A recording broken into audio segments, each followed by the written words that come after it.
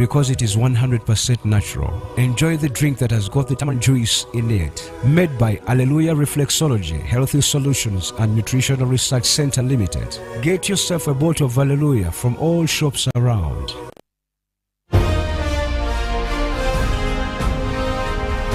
Live from UBC Studios in Kampala. This is Good Morning Uganda.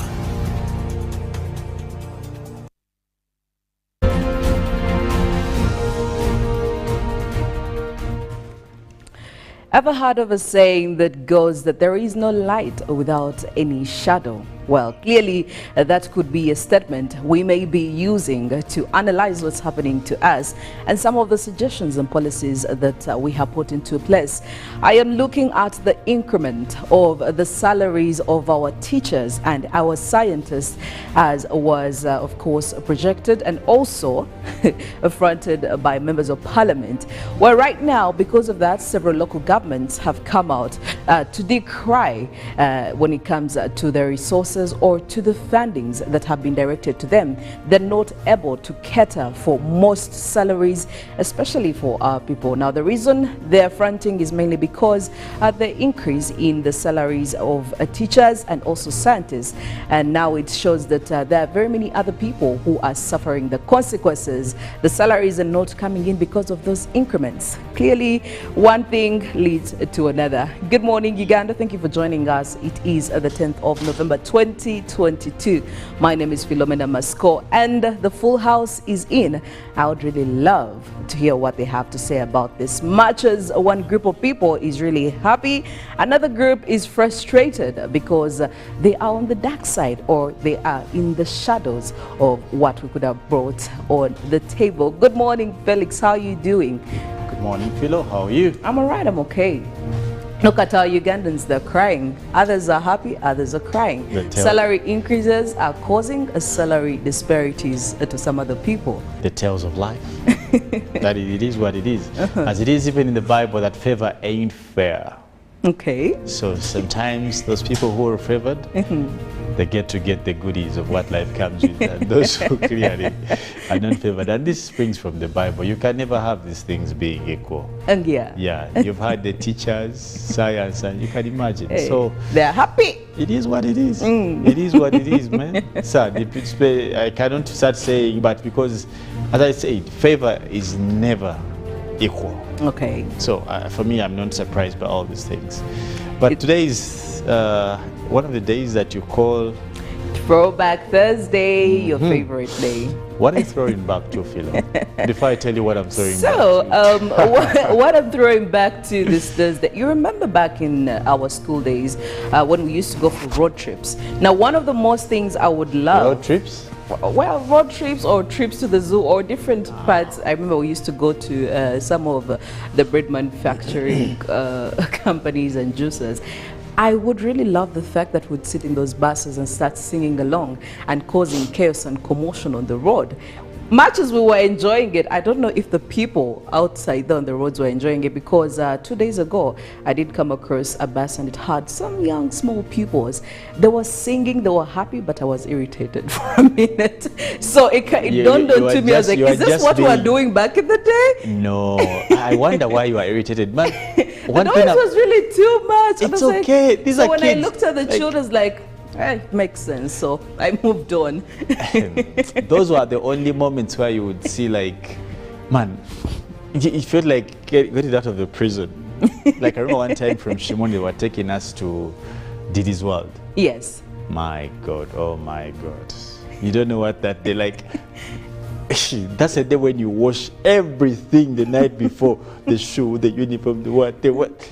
Polish you come and like you're like spotless. Yes. And the reason is simply that just in case they are leaving anyone because of anything, you have, you know, So, I don't know about you and your irritations. Yes. For us, the kids were having their fun. Whether you were what They or were. what, it's not even Because about at first you. I was irritated. I was like, what's happening? So when I saw the children in the bus, I was like, well, it makes sense. I've been there and I understand what you're going through. But hey, it's Throwback Thursday and we are going down the memory lane. It's all about nostalgia. And speaking of which, good morning, Mollen. How are you doing? How are you feeling this Thursday?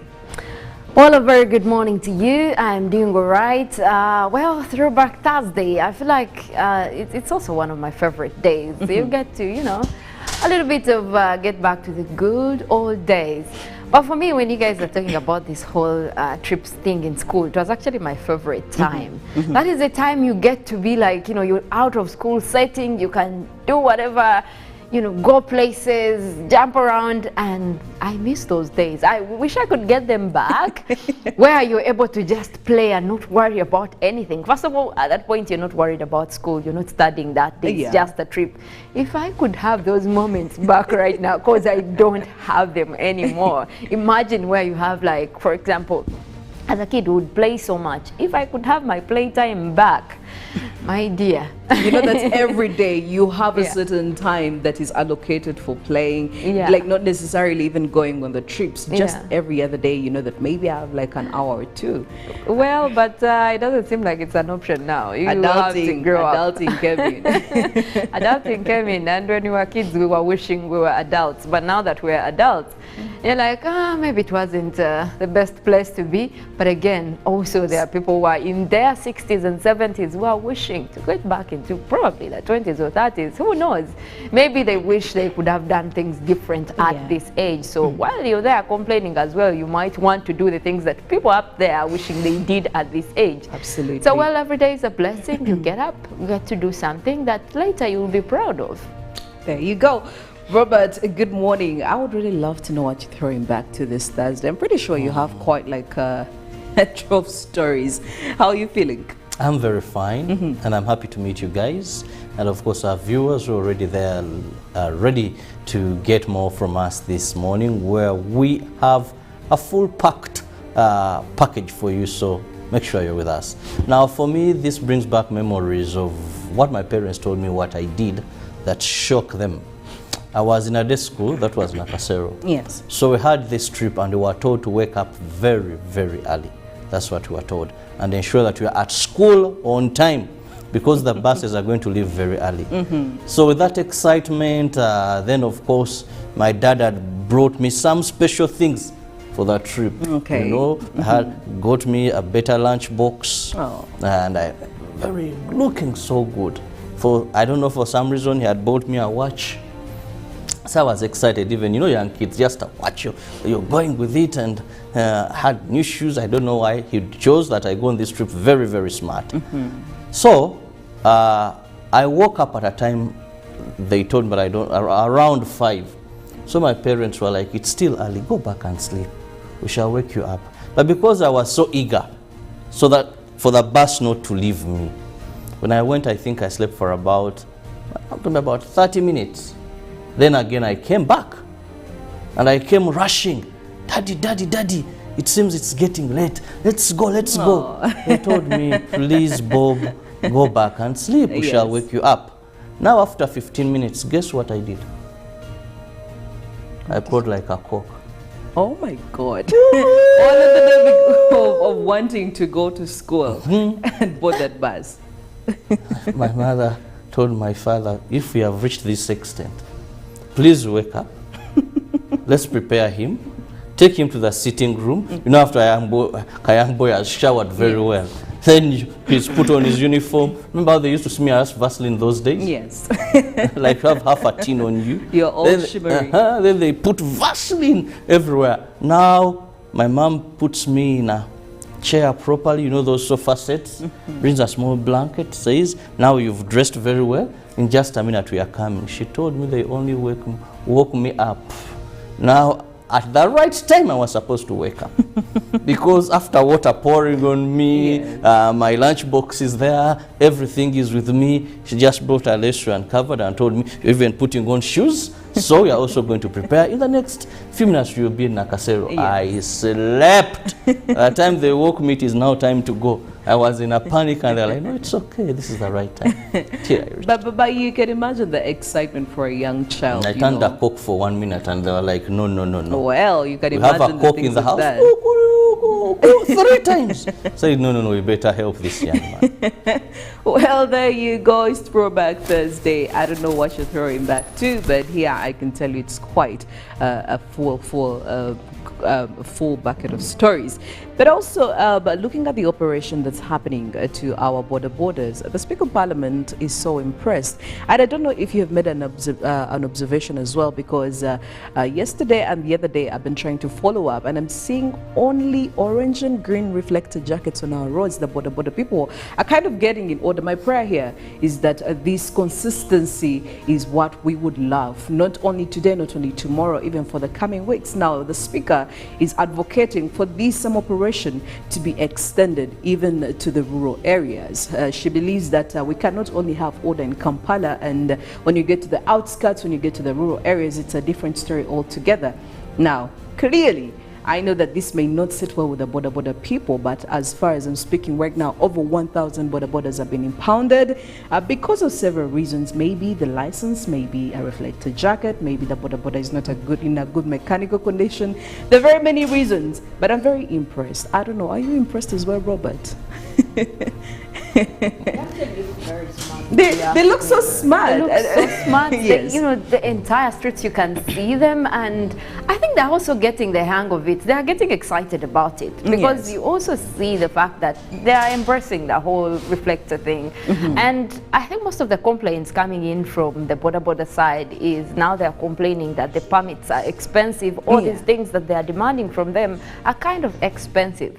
So they are also demanding for more time to get themselves, you know, with all the paperwork. But I think they're willing to comply. If you can see what they are doing, the will is there. And I think they're also noticing that, oh, we are smarter this way. Well, my prayer is that they're not granted extra time. I don't want this business of them being on the road as they are waiting to sort their issues, because then they become very complacent. They lag behind, they become too comfortable, and they forget the whole business. So But also, I really like this one. I really like I want to say it's a good thing, because one, it improves on their safety. When you have a reflector jacket, visibility is very easy. So someone who just bump into you, ram into you, can easily see you. So that is very okay. But you know what happens is, how sustainable are these operations? And also, second, is the corruption that is in these operations. You know, where then even getting these motorcycles from the police, even if a young man has gone through, paid the express penalty, gone to the bank and cleared, again they are not given their motorcycle, unless again they go deep into their pockets and do some bribing. I think this is wrong. If this person's border has been impounded and he has paid the penalty as per the Traffic and Road Safety Act, and it should be automatic that if this person has paid, then let this person pick their motorcycle, unless it's a driving license, because also then defeats, if someone doesn't have a driving license, then they impound the motorbike, the same person goes to the bank and pays, the same person comes and picks the motorcycle. Yes. But still he has not got a driving license, he comes and picks the motorcycle. But it's also my prayer, I think we're also tired of some police stations that are looking like either scrap, should I call them bonds of scrap?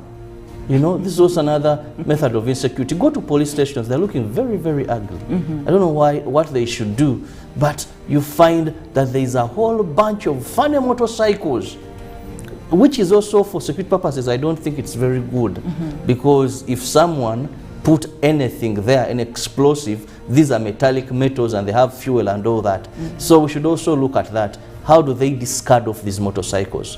You can't tell us a motorcycle comes today, it spends 2 years there. Why don't you auction it? What does the law say? But they look like scrap yards, I must say. Many police stations are looking in a very funny manner. You just wonder, like, what is it? And then later you hear that even some spare parts are stolen from these motorcycles within police, in these yards. Yes. Batteries, tires, whatever, side mirrors. Boda comes, and a Boda person comes for their motorcycle and it's in pieces. It's in a different condition So, as yes, compared to how the it was corruption element taken. in it, the way they are arresting these guys. Some officers, they have these goons. Let me call them goons because they're not police officers. I'm well sure of what I'm talking about. Goons who put on layer. Yesterday I witnessed a very awkward incident. This guy is carrying a lady. This one jumps like as if he's catching one of the killers of IGP. You know, this guy is almost throwing the lady down. I think they should have some humane way. Okay. And right sense of judgment. People are going to, lose lives in these operations. So let's streamline them, fight corruption. If a person has paid the fines, let it be automatic. They get their motorcycle and go away. These issues of breakdown costed 60,000. Breakdown from Ginger Road to CPS, carrying about 30 motorcycles. How does it cost 60,000? How does it cost 60,000? Well, there you go. Well, this operation, as I am speaking, it's still going on, and don't think yourself if you don't have all the requirements as they did ask you. And I mean, we had the warning coming in from the Police Traffic Directorate last week. They kind of gave you ample time to sort your issues. And as a passenger, make sure that any border you're riding or you want to use for your transactions or for your convenience, make sure that they are smart enough as they should be on the road to avoid any unforeseen incident of being dragged down by these people who are tracking them down. Anyway, getting into our local stories, international stories, a lot is happening here in Uganda, and we're just about to let you in on some of these stories. Robert, what are we looking at? Well, we are kicking it off with a very interesting scenario that happened in Kosasa yesterday, where the UNRA boss apologized for using money for other things rather than what it was budgeted for. While that his UNRA boss, Alan Kenyena, accepted and apologized for doing unauthorized inter-project funds relocation worth 124.3 billion shillings, representing 21.58 of the spent funds for the sampled planned out. Kenyena was in Parliament Committee of Kosase that is investigating queries in the Auditor General's report for the financial year ended 30th June 2021. While appearing before the Parliament's Committee of Commissions, Statutory Authorities and State Enterprises, Kosase, to answer queries in the Auditor General's report, Kenyena accepted and later apologized for having done unauthorized inter-project funds relocation. A total of 124.3 billion, representing 21.58% of the spent funds for the sampled planned outflow, was diverted from the budgeted projects to other projects contrary to the provisions according to the Auditor General's report. According to MPs of the committee, there is even no link to the actual expenditure with the project's targets for which these funds were diverted.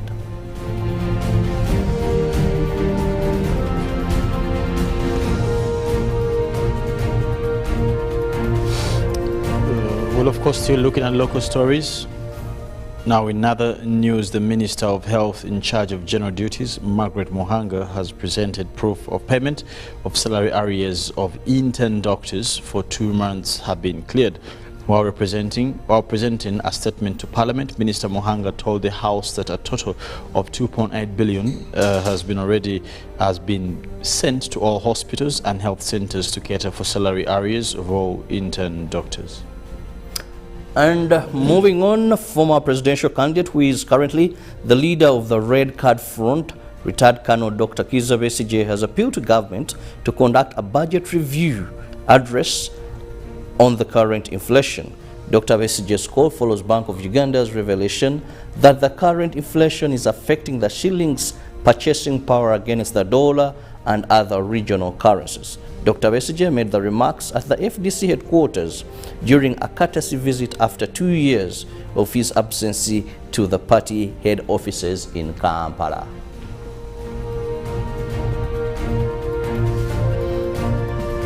Now, Uganda police has directed Boda riders not to be hoodwinked into impersonators who are targeted to get money from them in the ongoing operation. The warning was made by the spokesperson, Kampala Metropolitan Police, Patrick Onyango, in line with the statements of directives made by the Commander Kampala Metropolitan Police SCP Stephen Tunoi. Earlier today, recent police and the Directorate of Traffic and Road Safety launched a nationwide operation on all motorists who defaulted road guidelines and contribute to road accidents that leads to death. Since then, the enforcement of the operations have been paramount, with many motorcycles whose owners don't possess the necessary requirements impounded, leaving owners and riders cursing the enforcers.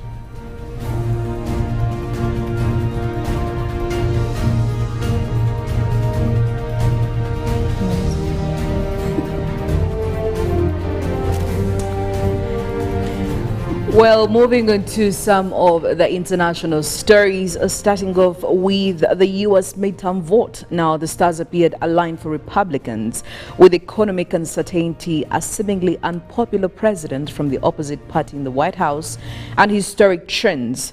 On their side, they were hoping to deliver a knockout punch to their Democratic rivals in the United States midterm elections.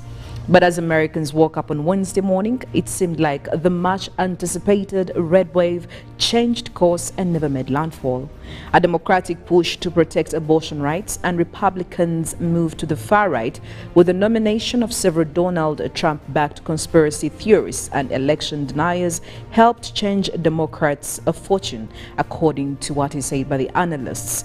David Cohen, a political science professor at the University of Akron in Ohio, said the Supreme Court's ruling in June that ended the constitutional right to abortion in the U.S. was an energizing moment for Democrats. Crossing over to Russia, the country has ordered its forces to withdraw from the Ukrainian city of Kherson, the only regional capital seized by President Vladimir Putin's troops since the war began. The announcement on Wednesday followed weeks of Ukrainian advances towards the city and signaled a potentially huge blow to Russia's military campaign in Ukraine, which it invaded in late February. In televised comments, General Sergei Surovikin said it was no longer possible to keep Kherson city supplied. Having comprehensively assessed the current situation, it is proposed to take up defense along the left bank of the Dnieper River, said Surovikin, standing at a lectern and indicating troop positions on a map whose details were grayed out for the TV audience.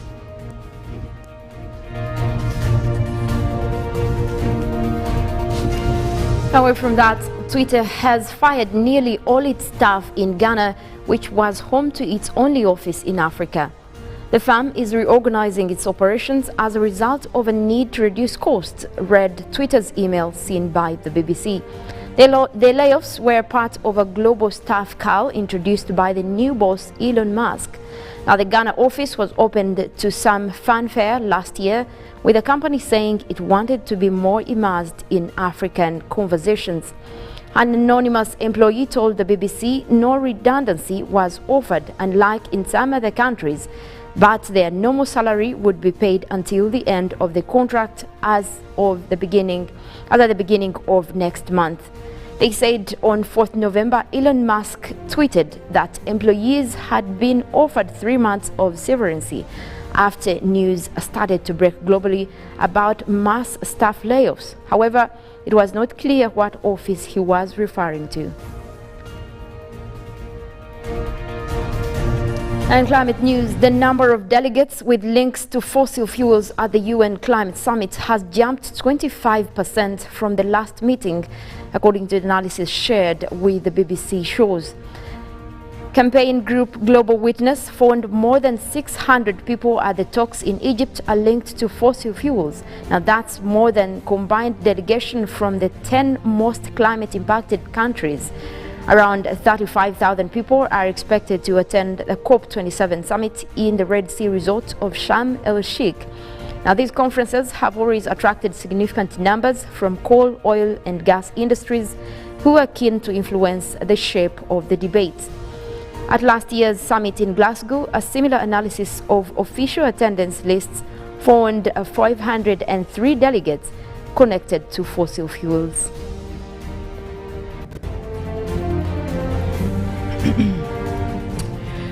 Good morning, Uganda. Still going on between now and 9 a.m. Right about now, we're about to spread our health gospel this morning. Robert, what is the word for the day?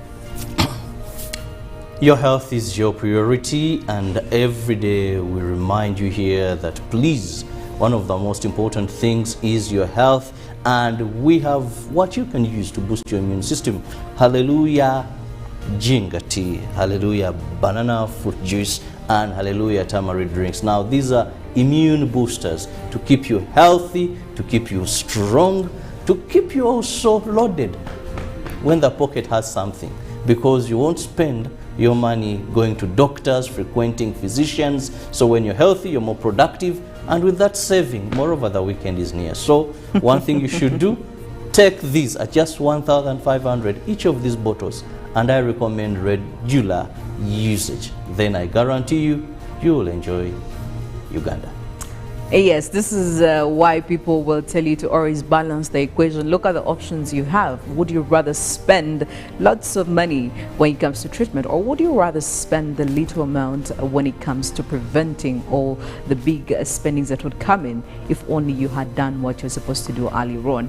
Well, grab yourself any of those bottles and make sure that you do what is necessary. We are going in for a throwback jam. It's a Throwback Thursday, so that is why when we get back, we'll be having quite some more discussions when it comes to Uganda's debt burden, what's happening, because we are seeing right now the debt burden is growing. Is this sustainable? Can we be able to service our debts? What is happening? What's the implication of this on our Ugandan economies? And when it comes to the technocrats in the financial ministry, or rather in the Ministry of Finance, what are they saying? What is the way forward? All that's in the next hour. Good morning.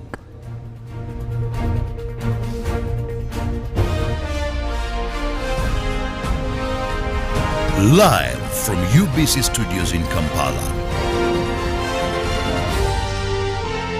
This is Good Morning Uganda. This is the story of a man who was born to be hunted like a wild animal because he was poor. But he refused to accept his fate, and today his honor has been restored.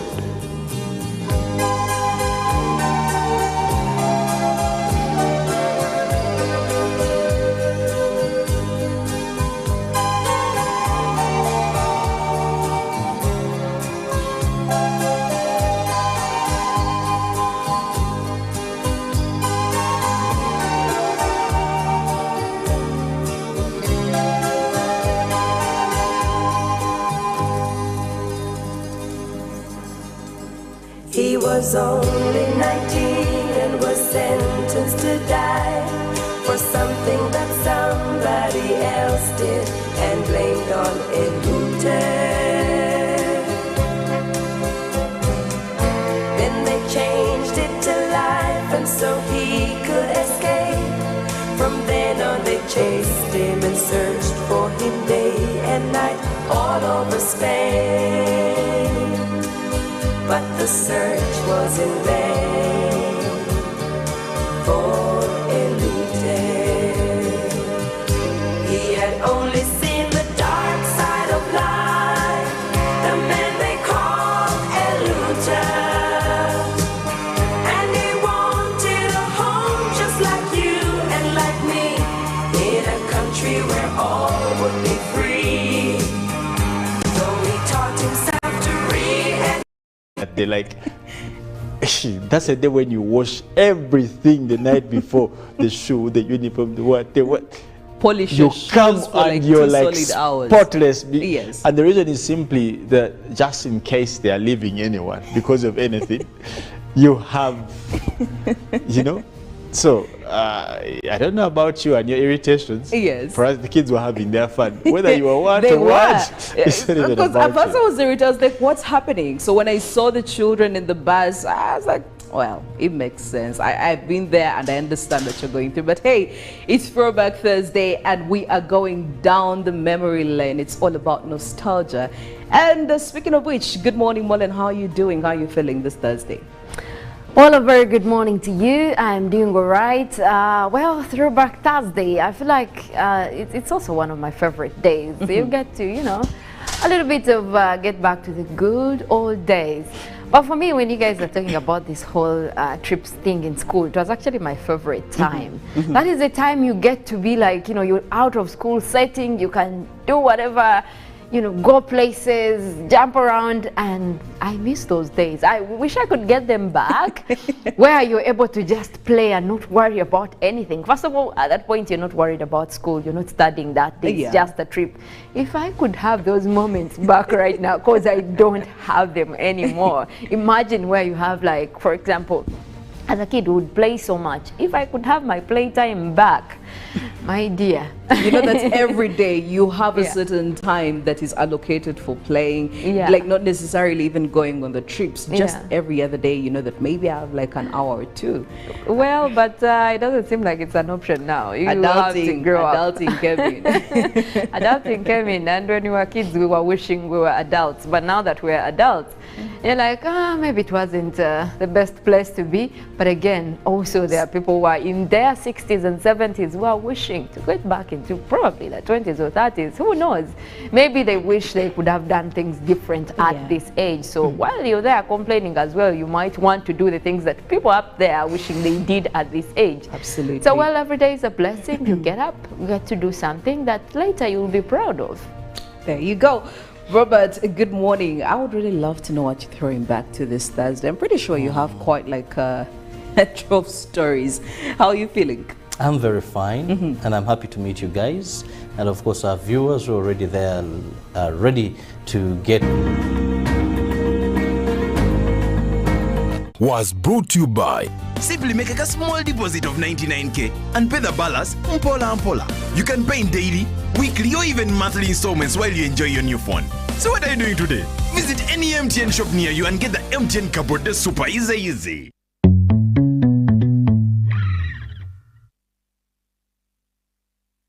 The Tales of Kasozi, brought to you by Uganda Communications Commission. Hello?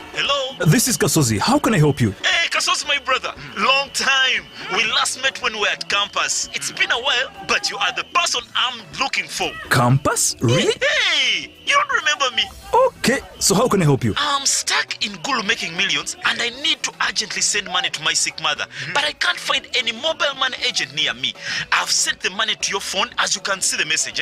It might take a few minutes to come through, but I urgently need you to send the money to my mother. Let me send you her number, and you send it to her chap. My friend, I'm afraid your mom is going to die. What? Because I don't know you, I never went to campus, and I'm also in Gulu. So can we meet at CPS, we talk about it? Stay tuned for what Kasozi does next. Tofera. Refrain from unnecessary engagements with strangers over the phone. This message is powered by the Uganda Communications Commission.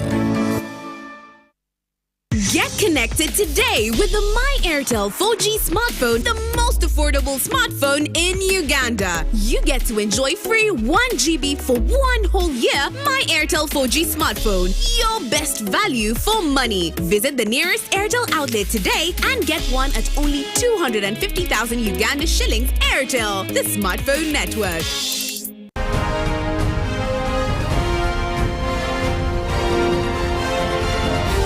This is Good Morning Uganda.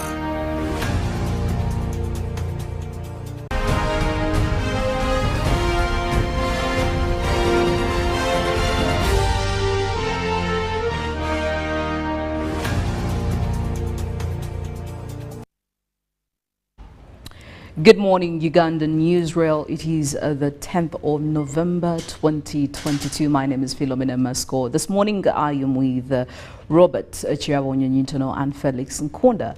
We are going to be talking about the growing debt of Uganda that right now is standing at about 80 trillion Ugandan shillings. And well, this does not really make very many sectors happy. It doesn't make very many people happy. Now, if you have been following up when it comes to the national debt, it has been growing ever since. And when we were having an address, when the time we were having our budget trade back in June this year, I mean, it really showed that currently we were standing at about 79 trillion. And just a few months down the road, we're looking at our debt growing. But however, according to Bank of Uganda, they're still saying that this is still within a manageable and a sustainable level, and they believe that we can still sort this. But there are very many factors that we have to put into play. When we get this money, where does it go? These are the questions that have been fronted. What is the implication of having such a big debt burden? And again, why do we have, as an economy, why do we have to solely or entirely, or for the biggest part, rely on debts? I mean, isn't there any other option? These are questions that have been fronted by several organizations, several NGOs, several members of parliament as well, even Ugandan citizens. But I want to focus on the areas of saying that it's still sustainable. Even back, if you trace back in 2016, Honorable Matia Kasaija, who was addressing, he was saying that we can still manage our debt. And by then it was still standing, the debt range was still standing way less than that. Even earlier on this year when he was reading the budget, he did say that we can still handle our debt. But you see, when statements like this keep flying around and we're seeing the debt increasing, what does that exactly mean? Are we being very comfortable in relying so much on the debt of a country or an economy like Uganda, Robert? Very interesting words when I heard the Deputy Director, Bank of Uganda, while at the Committee of Parliament, talking about how this is still manageable. But then when you talked of the factors, how we can manage this, and they expressed that we have a challenge to get to the... So we know what we can do to keep it in check. But unfortunately, what we can do, we are failing to do it. So it all didn't make so much sense to me, those statements. And one of the things also must look at, all countries borrow, even the United States of America borrows. Yes. But you see, a country is more like a human being. If you keep on borrowing, when you don't have proper laid out plans of how you're going to pay back, then that is a problem. And also, what are you borrowing for?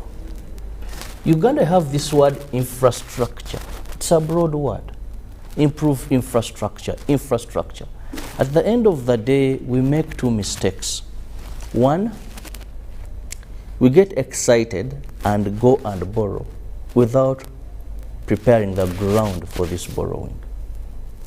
Two, there are what we call concessional and non-concessional loans. Most of the loans we got for are non-concessional loans. When you look at these 80 trillions we are talking about, this is 50% of our national GDP, which is 116.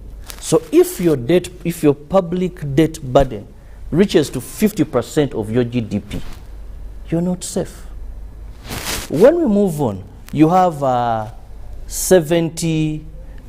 47% of this loan being from foreign banks, which is fairly okay. But then you have 33% domestic borrowing. You know what that means?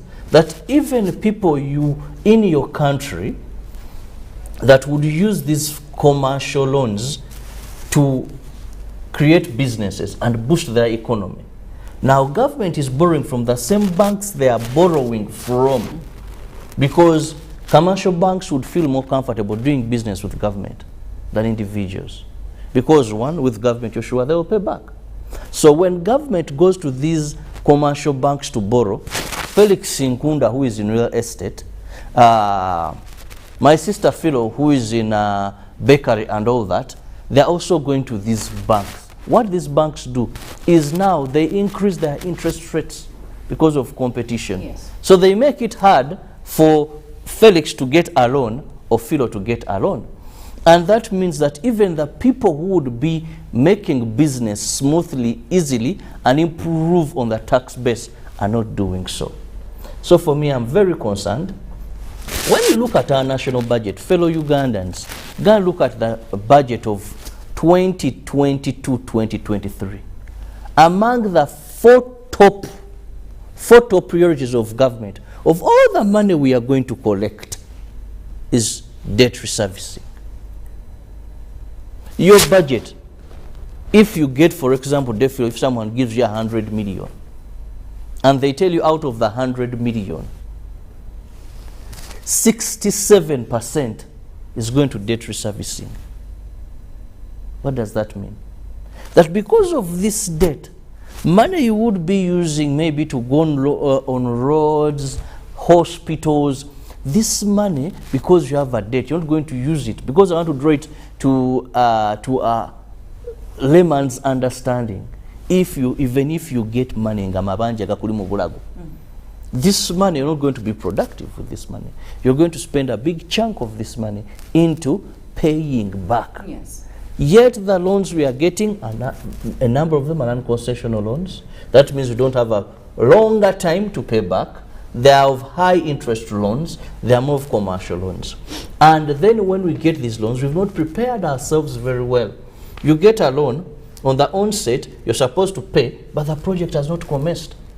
You've not compensated people to vacate that place. Yes. But interest is accruing on the loan, even before you've started. You get a loan, you say we are going in infrastructure. If you don't give us a loan, we don't vote for you. Then you say, fine. This road has no economic value coming from it. People are coming to Kampala, from Kampala to Nyimbe. There is a road in this country where the youth in this country, on that particular area, Banikako Maogo, you know cassava, sliced cassava. But if you look at Maogo, then some in the evening come, and the way they sit on this road, I've observed, is also confusing. This is the road, but they get their backs, they sit where the backs are facing the opposite side. So they're neither viewing what is going on. You get it? So we must be very serious on how we get, which nature of loans do we go for? How prepared are we? We must also know, are these productive loans the venues of investment? Because some of these things have a long return effect, and we continue borrowing for them. Okay. Now, still talking about these loans, several financial technocrats, Felix, have come out to give quite a number of reasons as to why they believe that we are heavily reliant on debts. Number one, they do say that we actually have ambitious targets as stipulated in the National Development Plan of the second one, and also Vision 2040, some of the highlights they did put there. But also another thing is that Uganda as an economy, we focus more on consumptive areas at the cost of growth and development. And when we get these loans, majorly they're focused in that area. Do you think this is true? I mean, from what you have observed, and anyway, what could be the implication of all this? One of the things that define growth is how you burden or carry your liability. It's an indicator of formidable growth or structural or relative or useful growth on how any entity, because when you're talking about a country, sometimes you want to put it far from the fact that this could be, it can be an institution, it can be what. But one of the indicators of formidable growth, again, and I want for me to circle around that, is your comparison between liability and how you're able to cover liability. Debt is definitely liability. What informs how much your stability or your stance is evidential or evidenced is what do you have to counter the liability.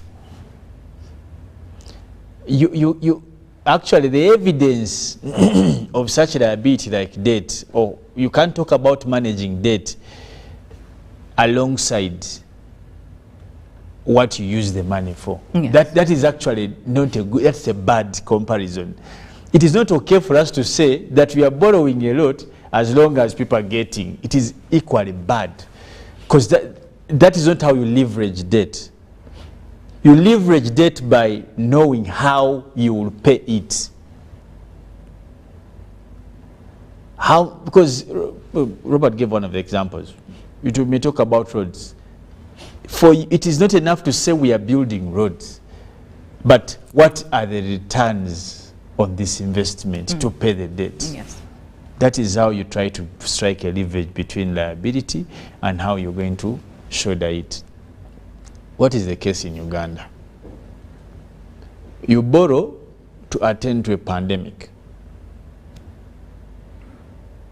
And I'm not talking about a pandemic being bad, but what are the returns on investment when you spend on a pandemic?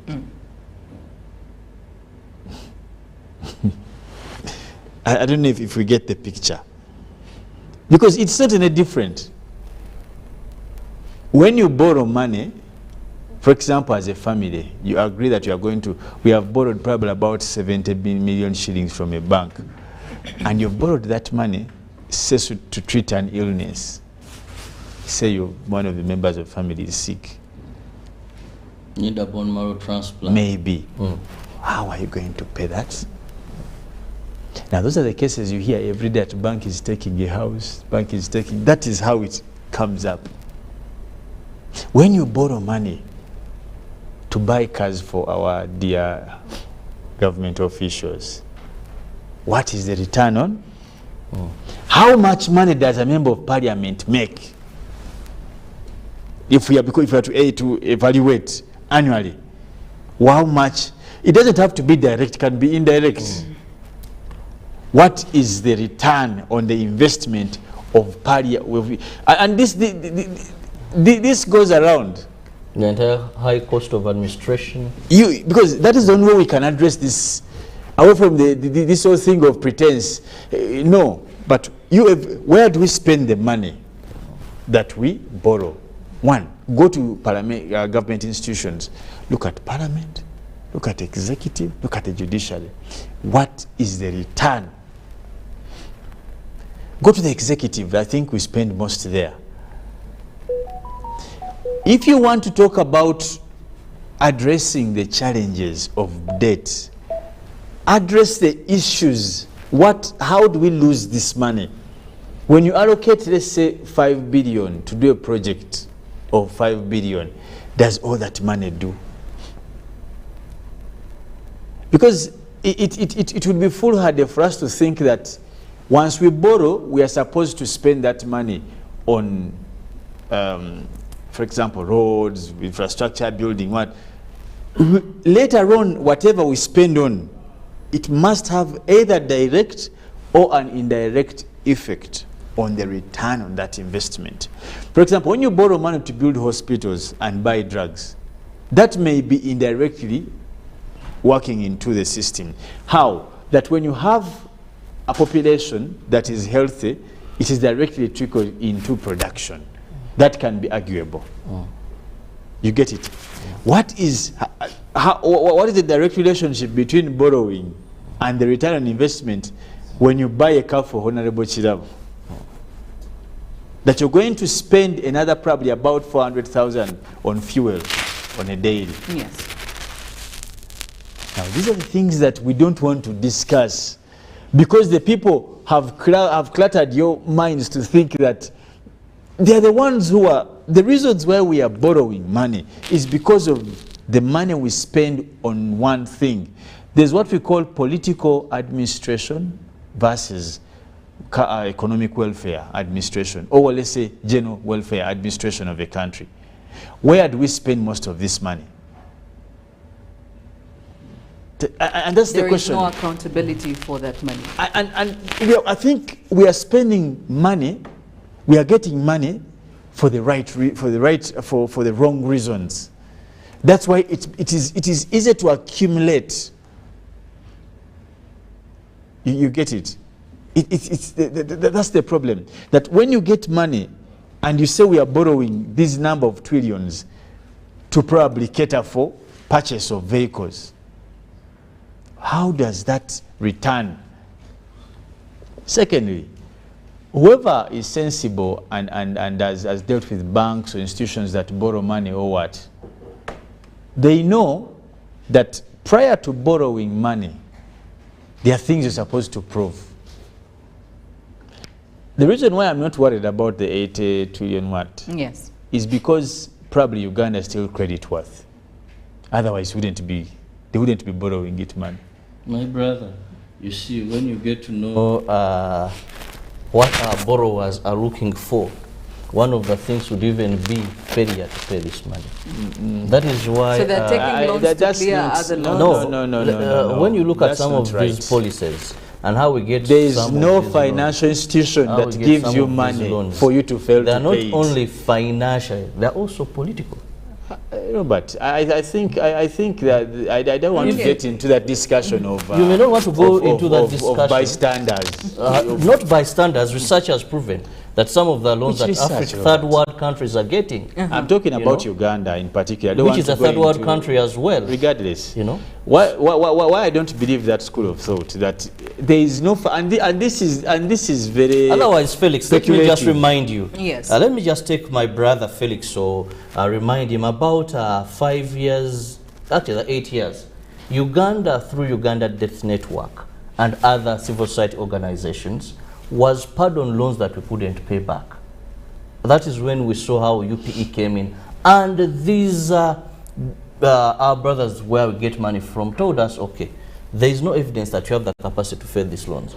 Let's forgive you these amounts of money, but what you would have used to pay, invest it in these other projects. That's why you see some of the projects that we are cherishing now. And they wanted to take Uganda because they said that? They never wanted to take Uganda. But that's what you said earlier. But we are saying that even our borrowers, it's not about taking our country. That even our borrowers, most of the times, some of the times, these loans we're actually getting are keeping on holding us, but the fact is we do not have capacity to pay these loans. So do we take the loans without putting into consideration the systems, the metrics we are going to use to repay them? Do you know why? Do you know why he said? Followed some of officials from Ministry of Finance, even some of our ministers have come up and said we agree this was a bad loan, we wouldn't have taken it. This is on record, but it was the only thing available. You know what a bad loan is? Bad loan doesn't mean what you're saying. Not necessarily that. And you see, this people are getting... I don't think, and I know for a fact, a financial institution cannot give you money with the intention that they want you not to pay. Because they're simply going to earn from the profits of that one. But nevertheless, I don't want to get into that, to get that diversionary.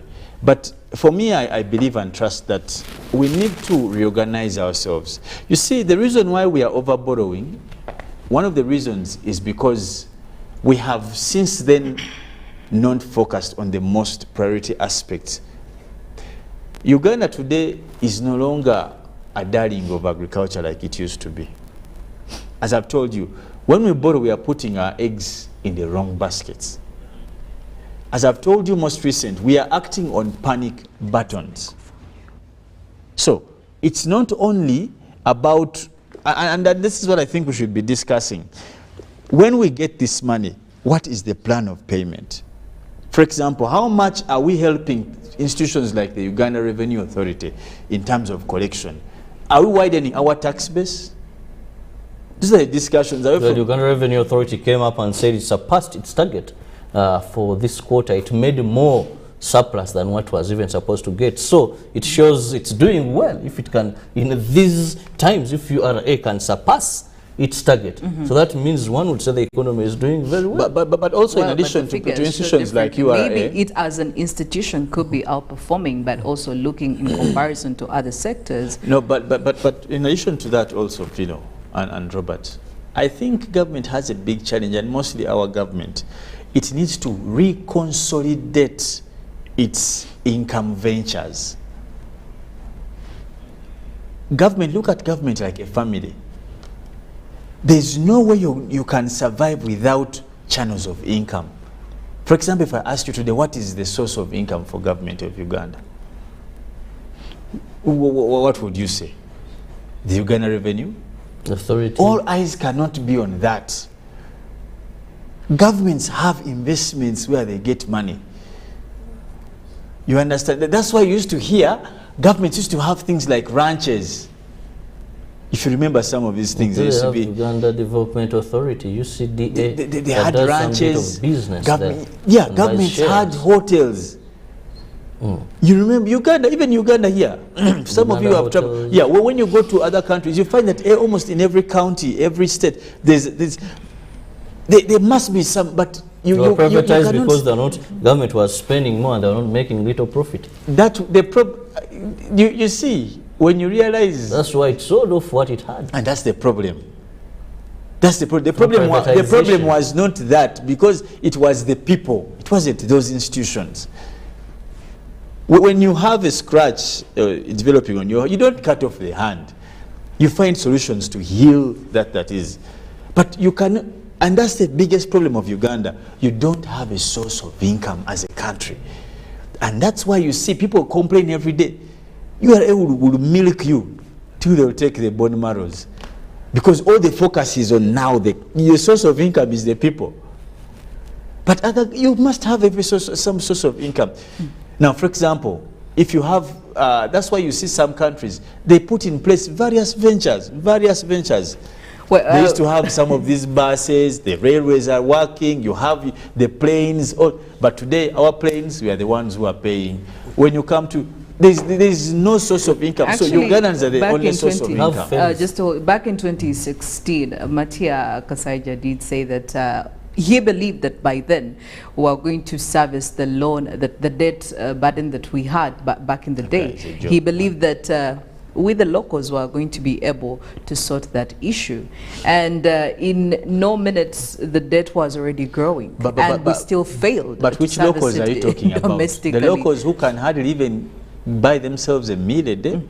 I think also, just to chip in there, one of the things Felix talked about is we must also get people in the informal sector and tap Uganda tap into this tax base. Their income, yes. We must widen the tax base. Few people, when you look at our population and the working class, how many people are paying tax?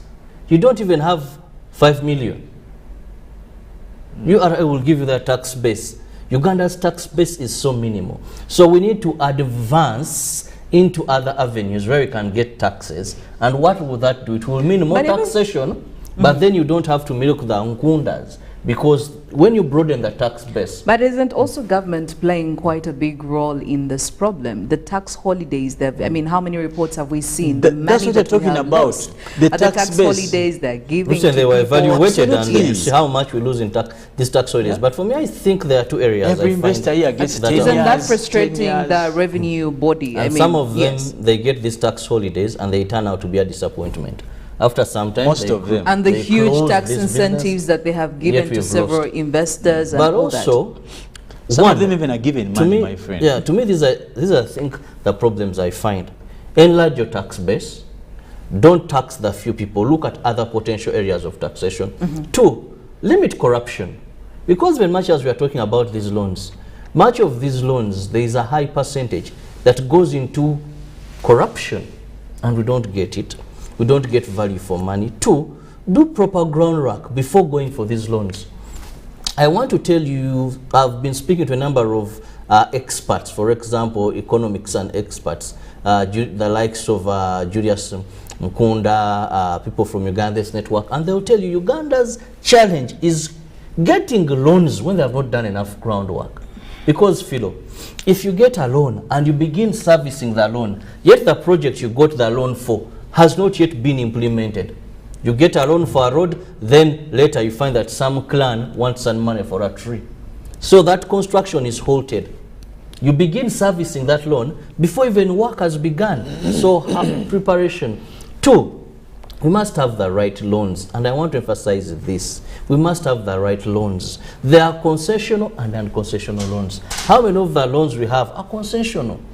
Why do we opt for non-concessional loans? What is the difference? The difference is a concessional loan, it's much friendly. It takes a longer time for you to pay back, and usually their interest and their terms are more friendly. Non-concessional loans are easy to come across because they are more or less like commercial loans. So they are easy to come across and get. But you have a shorter time of paying back.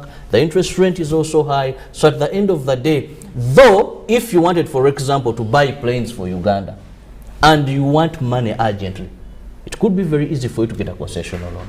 I mean a non-concessional loan. So the type of loans we are going for, our negotiators, this parliament, one of the things I want to credit it is they have many times brought to book officials from the Ministry of Finance. Yes. And they ask them, but why did you go for this type of loan? Then you hear apologies. Then you hear I was out of office, but my deputy, I was this. So these technocrats that advise us when we are going for loans, politicians will approve.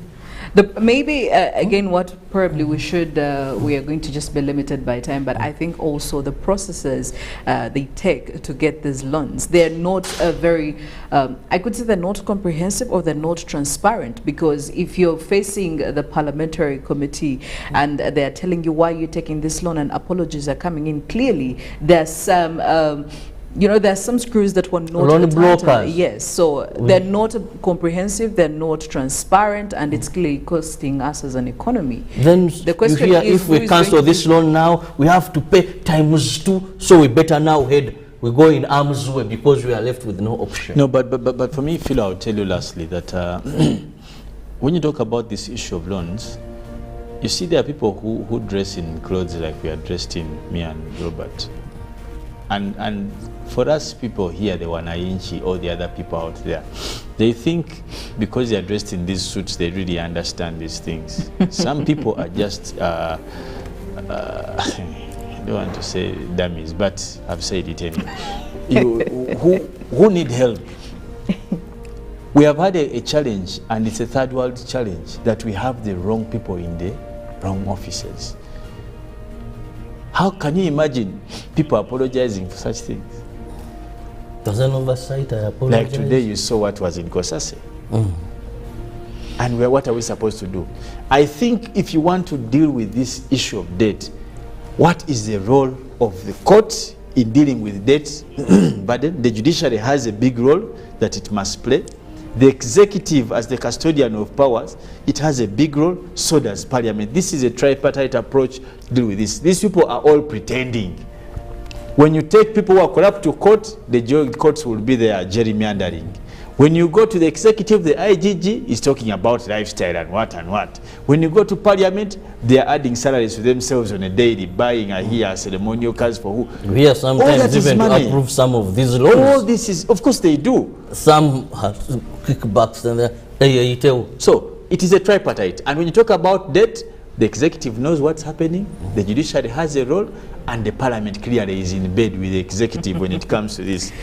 Well, we're talking about the public debt burden, and it has grown to 80 trillion, and clearly that is costing us as an economy, as a country. The question is how. I would really love to hear from you. Is the public debt in Uganda sustainable? Get onto our Twitter, #UBCGMU, and give us your feedback, your thoughts, and your 2 cents on this topic. We'll be sharing it with the rest of our Good Morning Uganda family as we go on. But for now, we're going in for a break. When we get back, the big stories in our dailies. Good morning.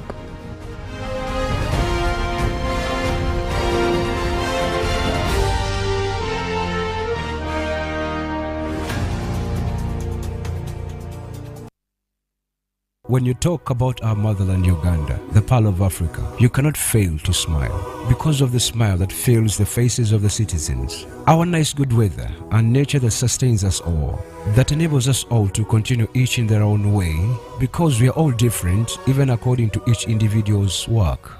What joins us to become one person is the sweetness from the flavored drink Alleluia Jingati drink and Alleluia Tamarind drink. The flavor that quenches your thirst while at the same time treating and healing your body because it is 100% natural. Enjoy the drink that has got the tamarind juice in it. Made by Alleluia Reflexology, Healthy Solutions and Nutritional Research Center Limited. Get yourself a bottle of Alleluia from all shops around.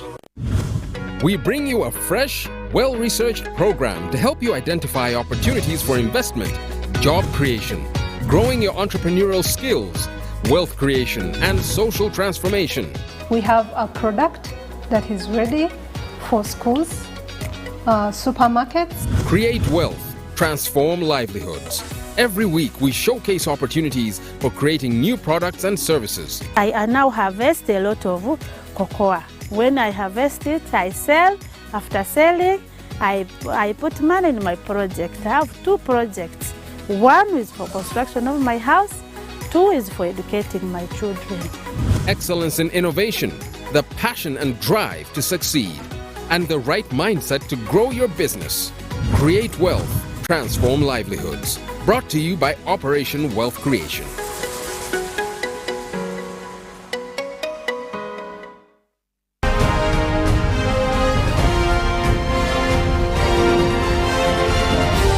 This is Good Morning Uganda.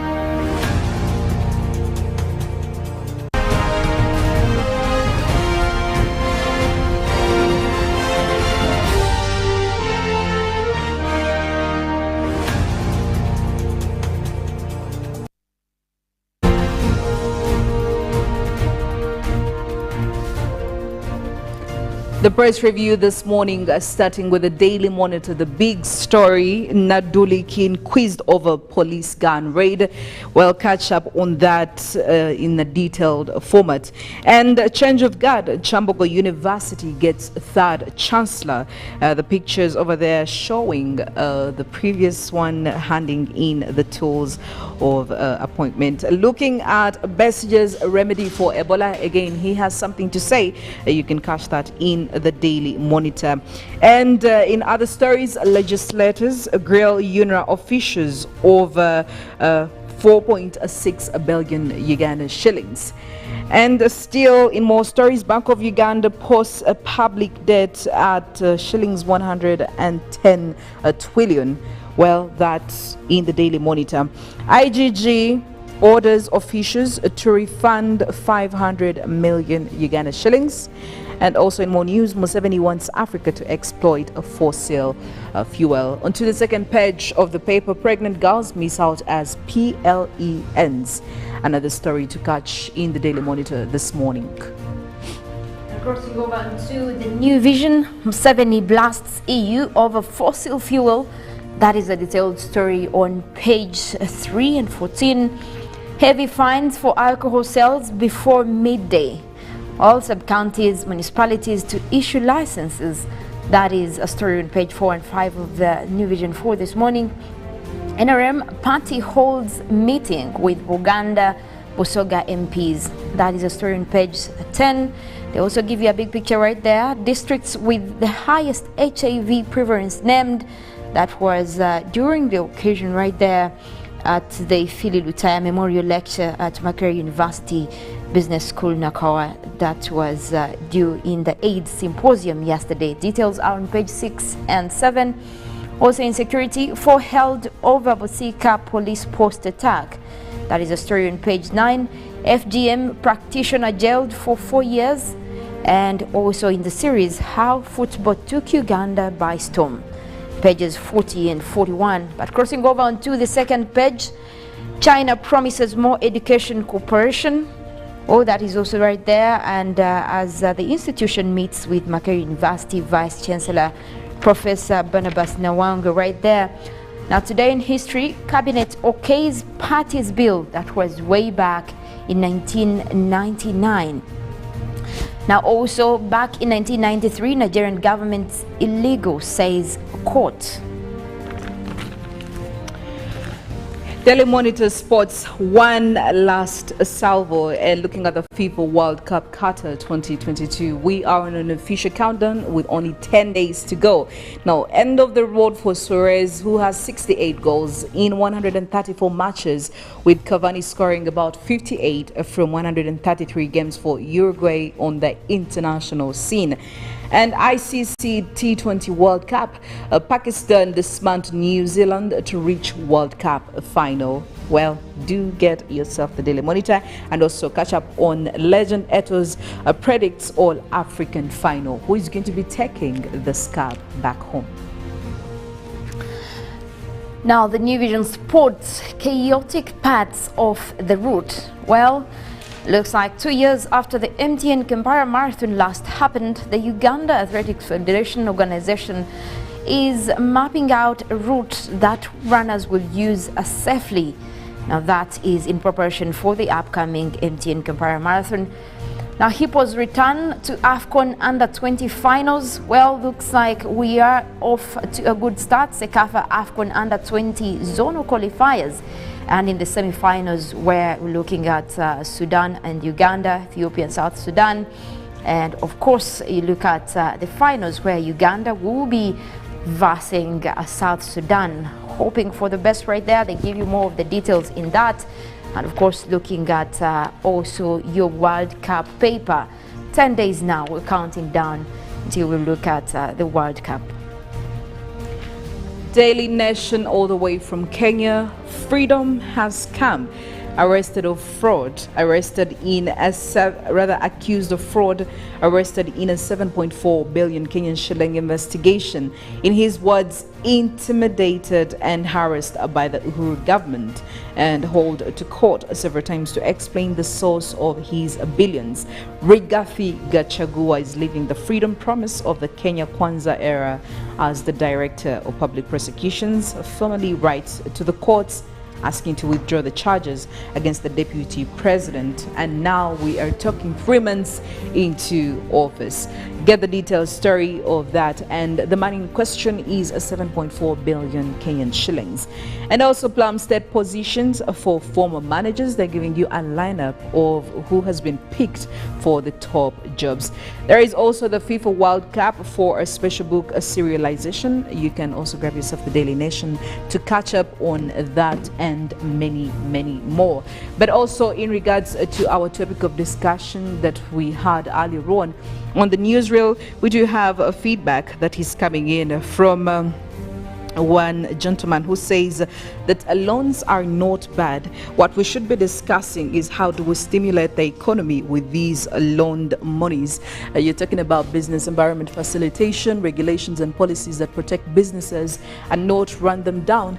Awareness programs to youths and general public on economic activities. The mindset at the moment is actually fixed to quick gains. You go down to economic technocrats need to be vetted thoroughly. Incompetence is rife, and also focusing on agriculture is a backbone, and all efforts should be directed there. Thank you so much, Doctor.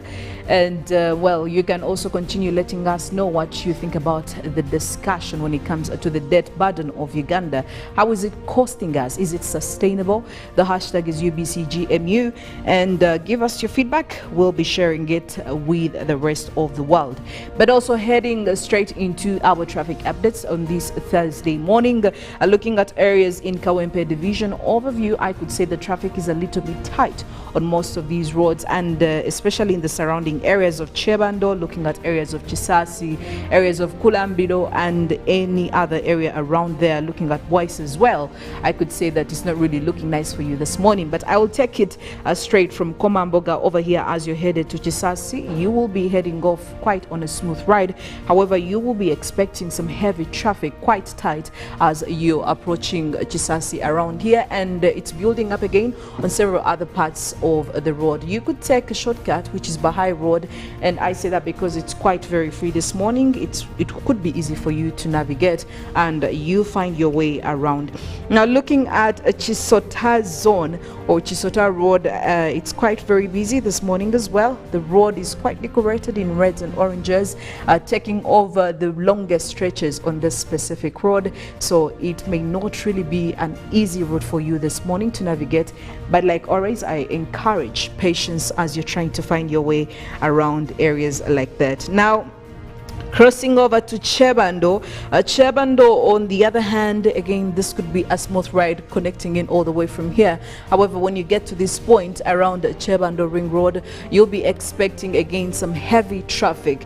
Matter of fact, I could say that the reds and maroons have already taken over. The stretches have been covered as quite evidential in here on the map. So please, if this is your this is part of your major route or your daily route to town or wherever, you need to be expectant of some heavy traffic over there. And as you're continuing all the way around Mawanda Road, Mawanda Road is quite a menace because the reds again are quite very dominant on this specific route, all the way as you're crossing over through Old Chira Road to find your way around John Babiha Road. Well, do quite make an informed decision, and once again, just to advocate for safety, make sure that you are respecting of all the traffic lights. Again, I've noticed a lot of chaos around the zebra crossings. I think Ugandans haven't yet understood this concept, but make sure that when you get closer to these zebra crossings,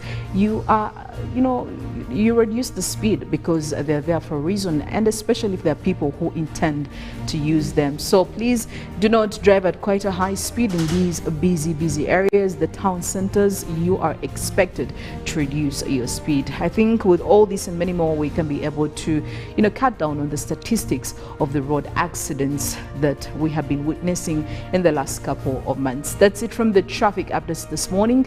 Mollen is yet to give us quite more when it comes on to weather, and also she'll be giving us maybe what we should be expecting in the weather for today, and she will also be presenting to us quite a special guest. We're going in for a break. When we get back, more of that. I am Philomena Mastiko. Good morning.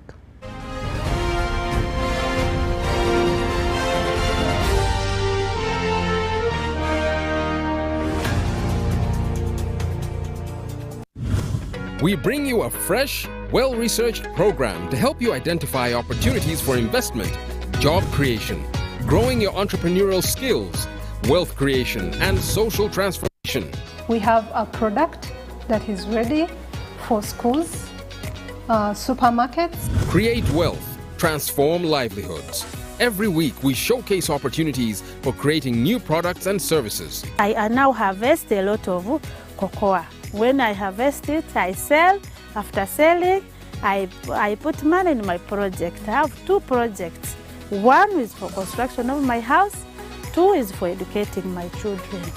Excellence in innovation, the passion and drive to succeed, and the right mindset to grow your business. Create wealth, transform livelihoods. Brought to you by Operation Wealth Creation.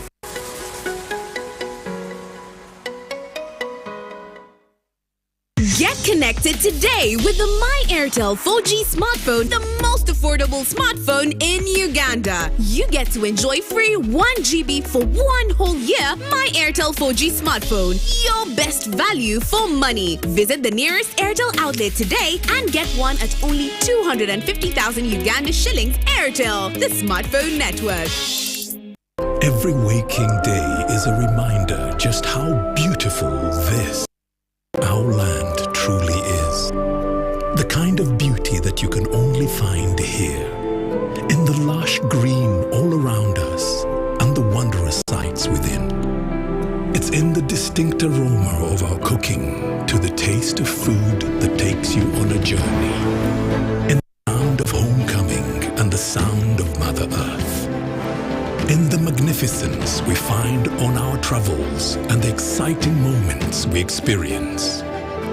Ours is the kind of beauty that comes in all things big and small. All we have to do is awaken our senses and truly enjoy what's uniquely ours. Explore Uganda, the pearl of Africa.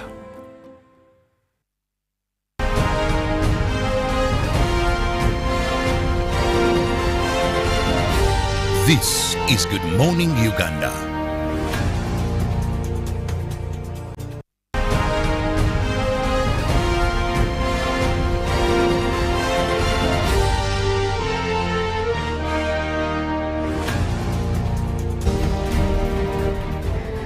Yes, good morning, Uganda. Welcome once again. We are still talking COP27, that is the UN Climate Summit ongoing in Sharm el-Sheikh, a Red Sea island in Egypt. Now, we're seeing more negotiations at this point. Now, a lot of decisions are also being made by world leaders who are party to the Conference of Parties under the UN Framework Convention on climate change.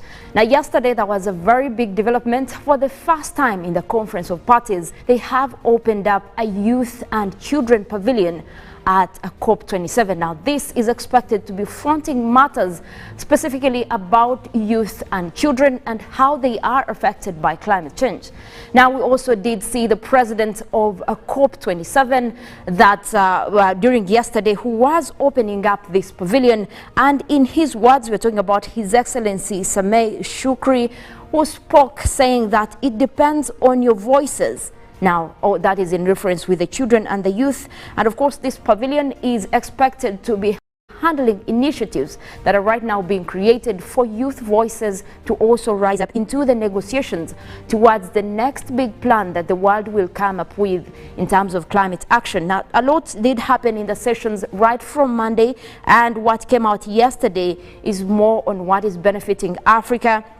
Specifically, we're going to be looking at more of the initiatives that are coming through right now, especially when it comes to energy and the finance with loss and damage. Later on, we'll be talking to our guest, that is Madam Margaret Atieno Mwebesa, who is the Commissioner for the Climate Change Department, Uganda. Now, she is with the delegation of the Uganda delegates in Egypt. Now, they are also fronting negotiations and looking at the nationally determined contributions that Uganda has. Now, what is the position so far? How far have we gone in negotiating our part there? And of course, looking more into what is expected out of COP27. Can we look to an accord or an agreement that will set the world back to the path that we set back in 2015? That is the Paris Agreement. That is the big question right there. Right now, we're being joined by Madam Margaret Atieno Mwebesa from COP27. Good morning, Madam Margaret, and we're happy to have you this morning. We're seeing more coming in from COP27 in Egypt. Now, we want to know how far have we gone as Uganda in terms of negotiations, and what is the good news right now, especially as we front our nationally determined contribution. You're most welcome. Good morning, and good morning to all viewers. Thank you so much for this opportunity. As you all know, this year we have Africa's COP. Why Africa's COP? Because this COP27 is being hosted in Africa, in Egypt, in Sharm el-Sheikh. It's quite a big opportunity for us as Africa, as Uganda, to push for our interest. So far, yes, we are moving on and we are pushing. We are saying our position in this COP is to ensure that we get the best out of it. Uganda, before we came in for the COP, which runs from the 6th to the 18th of November, we came up with a position paper, the voice of Uganda. What do we want out here during this COP? And we have where we are saying we are going to have a red line. Beyond this, yes, we want to be in this position, and please help us get to that. So under Uganda's priorities, we have the adaptation. You know, under the Conference of Parties negotiations, we have different thematic areas where we negotiate. One of them is on adaptation measures. The other one is on mitigation measures, but also the enabling environment for us to be able to implement the adaptation and mitigation measures. And those include finances. We need the finance to be able to implement our action, the climate actions that we want, we have planned to implement. We are also talking of transparency, because we are saying that our partners need to be very transparent when it comes to the kind of support we are getting.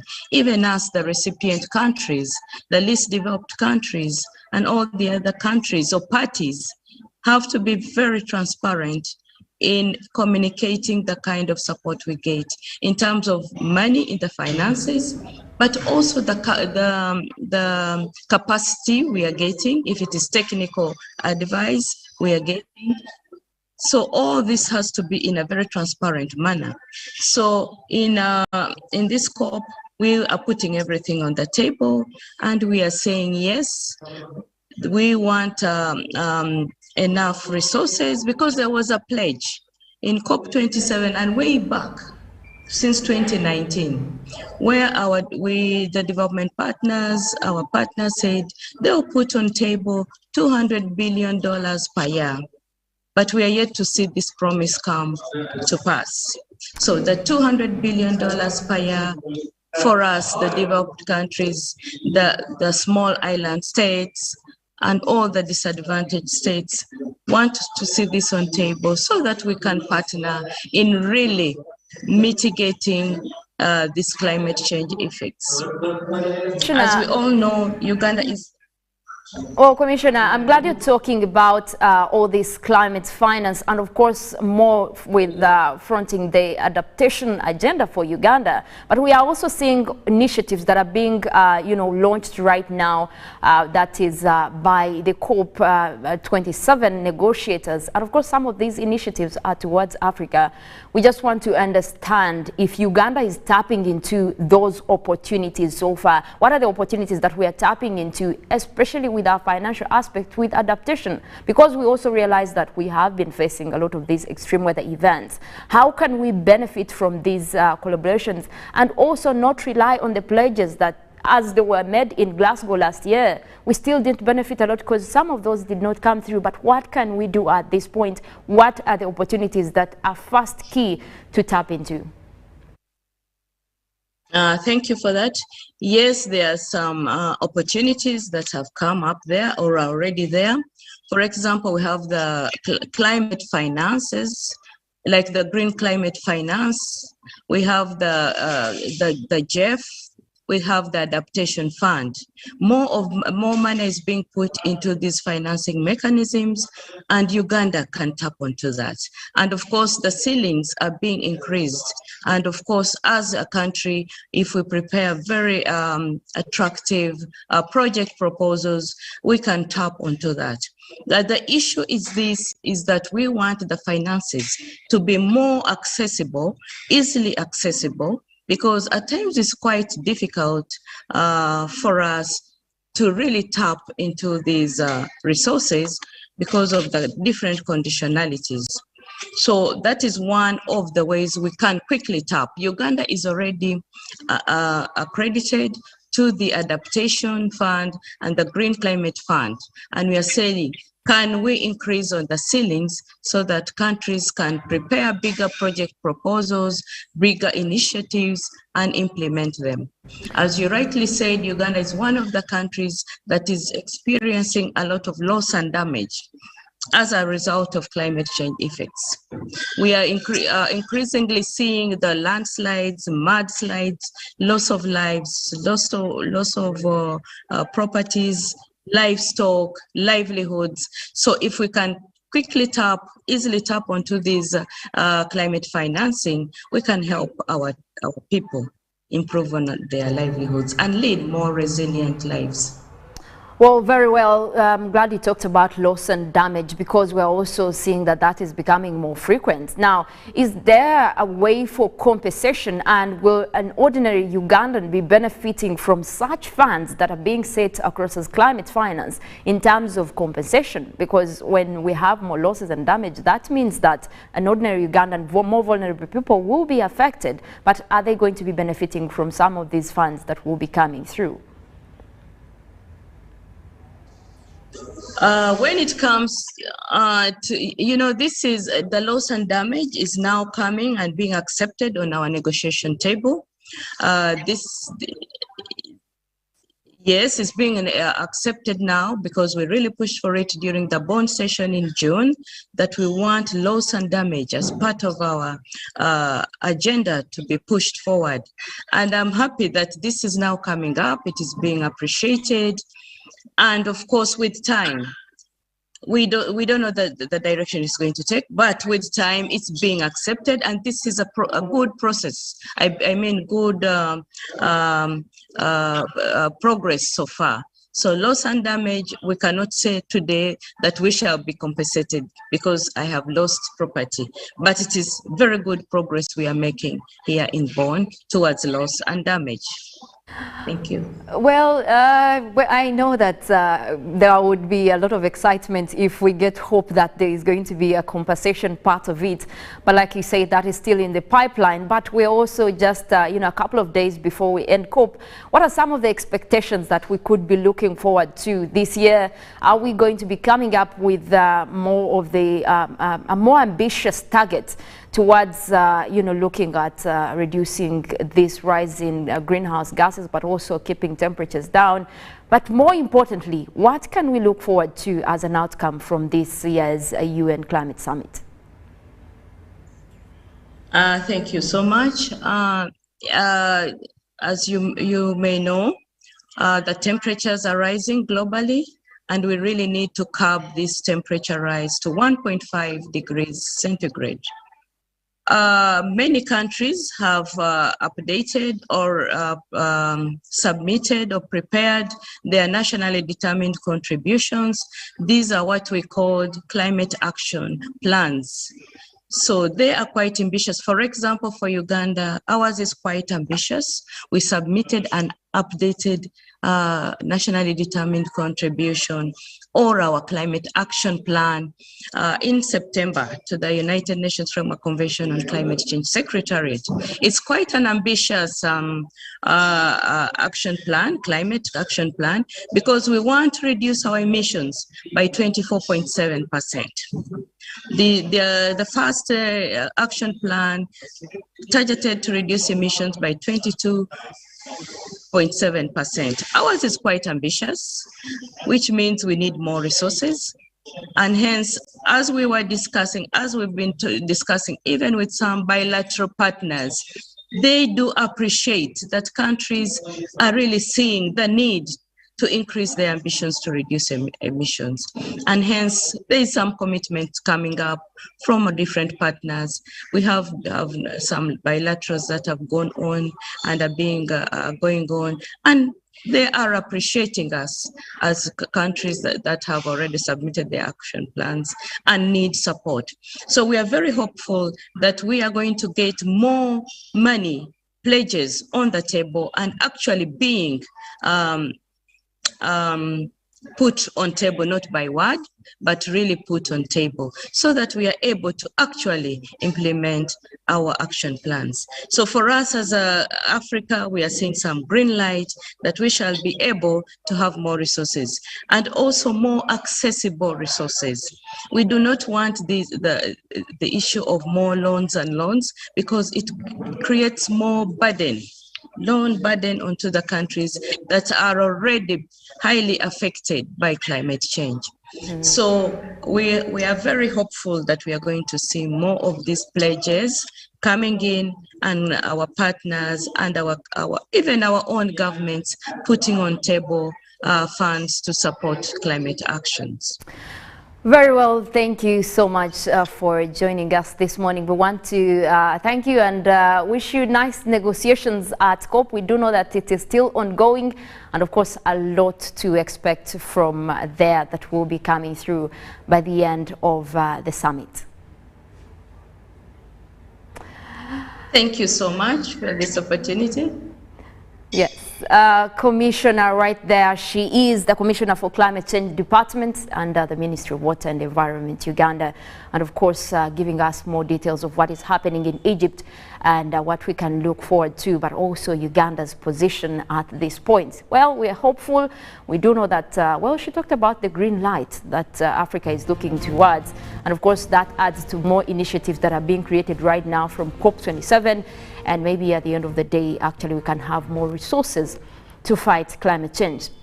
Well, we will be leaving you at that in terms of weather and climate for this morning, but we do have a little bit of a forecast for this morning that we will be looking at what you can expect into your morning today.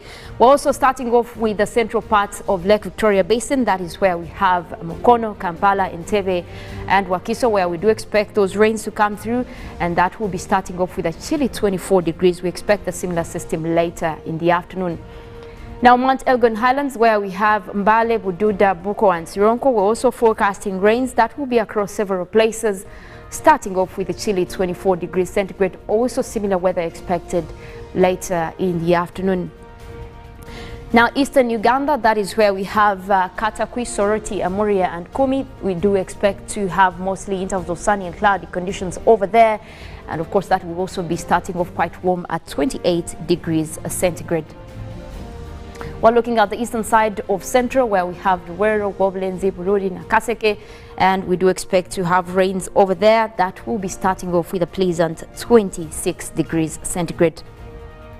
Central northern Uganda, Adjumani, Gulu, Kitgum and Padel, we're forecasting rains for this morning. We already have that rainy system towards the area. Those will be coming in quite heavy over several places, starting off with quite a warm 29, and some of that will be clearing later as the day progresses.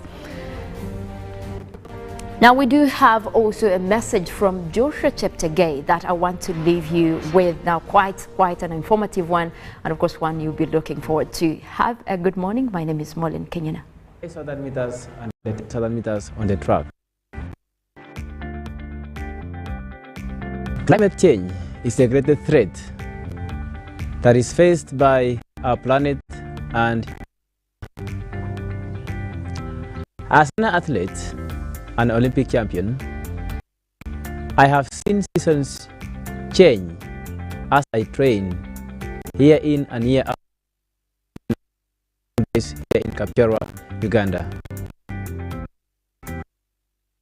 Across Uganda, we are experiencing droughts, floods, food insecurity, lack of clean water, loss of lives due to climate crisis.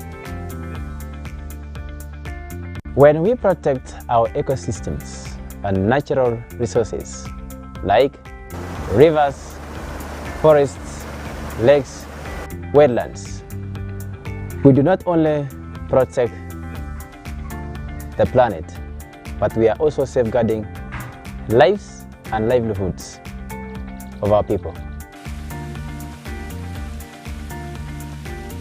But we need enhanced climate financing to reach local communities, to reach the last mile, to ensure that in Uganda or across Uganda, we can cope up with the effects of drought, floods, and any other disaster that may arise.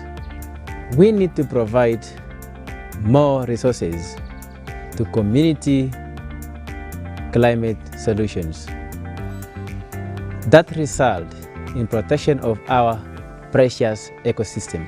We also need to ensure that people have access to clean energy so as to enhance human and economic development.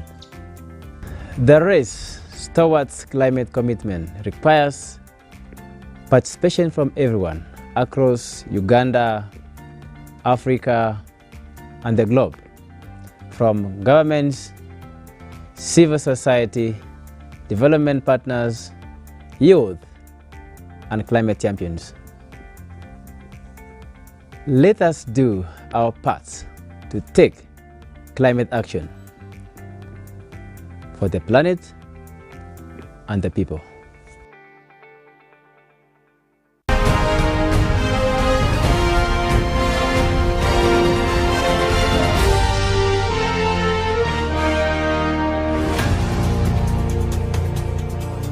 That's right. The Voice is coming to a city near you. From the 21st of October to the 10th of November, you get a chance to showcase your talent. Prepare a 1-minute MP4 video of yourself singing and upload it to thevoice.africa to register. Make sure you have a valid Airtel number, and if you're shortlisted, you will be contacted to come in for the live auditions. Well, don't just stand there, let's go!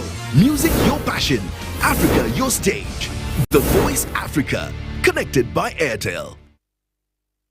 When you talk about our motherland Uganda, the pearl of Africa, you cannot fail to smile because of the smile that fills the faces of the citizens. Our nice good weather and nature that sustains us all, that enables us all to continue each in their own way because we are all different even according to each individual's work. But what joins us to become one person is the sweetness from the flavored drink Alleluia Jingati drink and Alleluia Tamarind drink. The flavor that quenches your thirst while at the same time treating and healing your body because it is 100% natural. Enjoy the drink that has got the tamarind juice in it. Made by Alleluia Reflexology, Healthy Solutions and Nutritional Research Center Limited. Get yourself a bottle of Alleluia from all shops around. Pick of the day on UBC.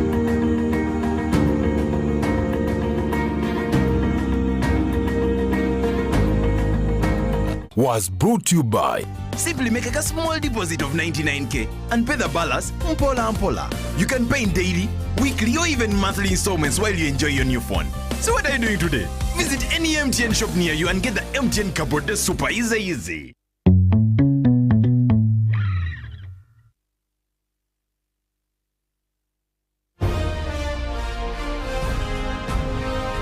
Live from Now Avenue in UBC Studios.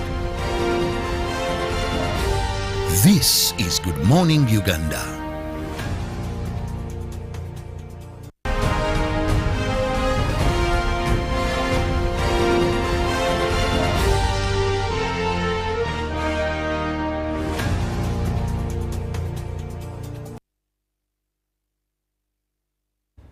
A lovely morning to you. Thank you so much for being with us on UBC TV. Now, just a simple reminder, this show starts at 6:30 every weekday. So make it a date with us every morning from 6:30 to be with us on UBC TV, where we brighten up your morning with light moments, some jokes here and there, but also very useful information that you need to know to fit into any conversation of national importance or international importance, because we look at what is trending locally, we give you a global picture. So it's a fully packaged show. And now this is Good Morning Uganda Agenda, where we have a guest in studios, and you also can give us feedback in this segment by simply going to the number that will be up on your screen and send us a WhatsApp message or the traditional text message. Even if you have the original Mapesa or Kapesa, don't have a smartphone, you just type an SMS and we'll go on that number and I'll be reading it out. This morning I have a very interesting guest, I can guarantee you. He's been in police for a long time, he's interacted with people. He happens to be the commissioner in charge of community policing, Uganda Police Force, and the topic we are discussing is also about communities. However, this is a very sensitive topic at this time because it has received a lot of criticism. Members of parliament, local leaders, that is consolidation of police posts. What do we mean? Early this Monday, the police spokesperson, Fred Enanga, came out and told the public that 129 police posts had been merged. They were no longer in communities. Now, talked about security of police officers. If you remember what happened in Luwero Busika, where we saw police officers who were shot dead and took nursing injuries when people attacked them and took their guns. This wasn't the first time it's happening, and the police said, well, for the security of our officers, we feel these posts, they're thin in terms of manpower, they're vulnerable. But also this exercise had begun some way back to ensure that we are not everywhere, yet nowhere. Well, the man himself is here who handles issues regarding the community, that is Anatoli Muletera. You're most welcome. Thank you. How have you been, by the way?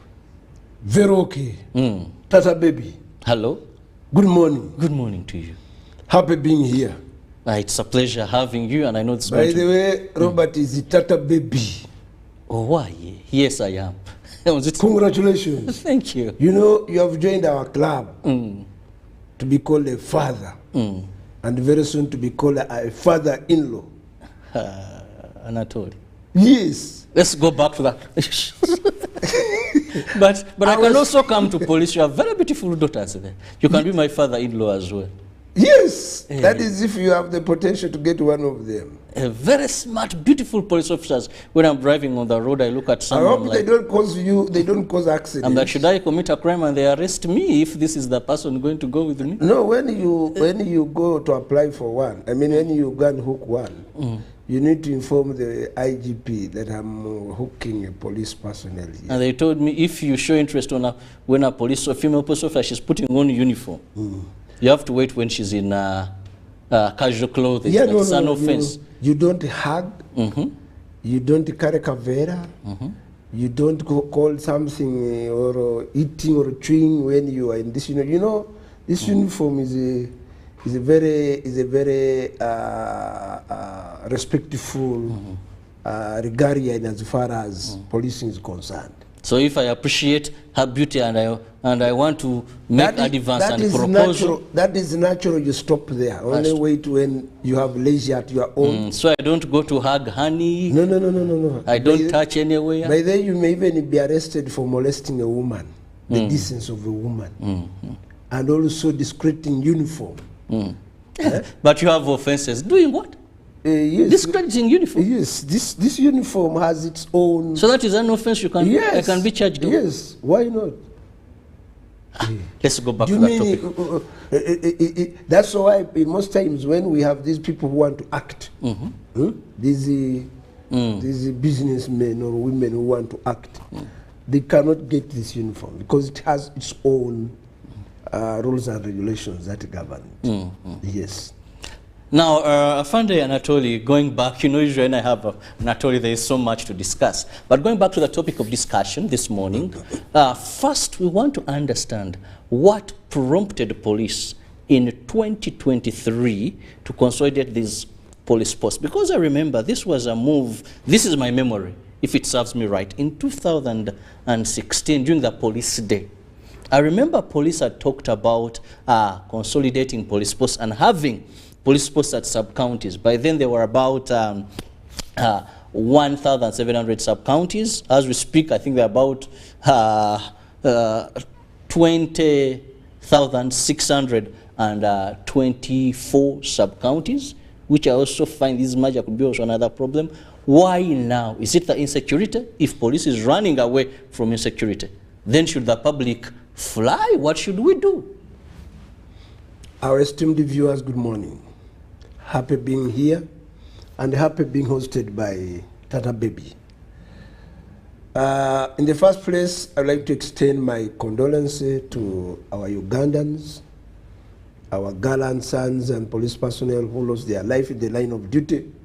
Sorry for that. But those are our occupational hazards. We must continue pursuing that. Secondly, you know, COVID, Ebola, are real epidemics. So all our viewers there, please take caution. Take heed to the guidance that are given by the Minister of Education, the Minister of Health. Follow the guidelines that our personnel who are there enforcing those guidelines are telling you for the safety and for the safety of your own health.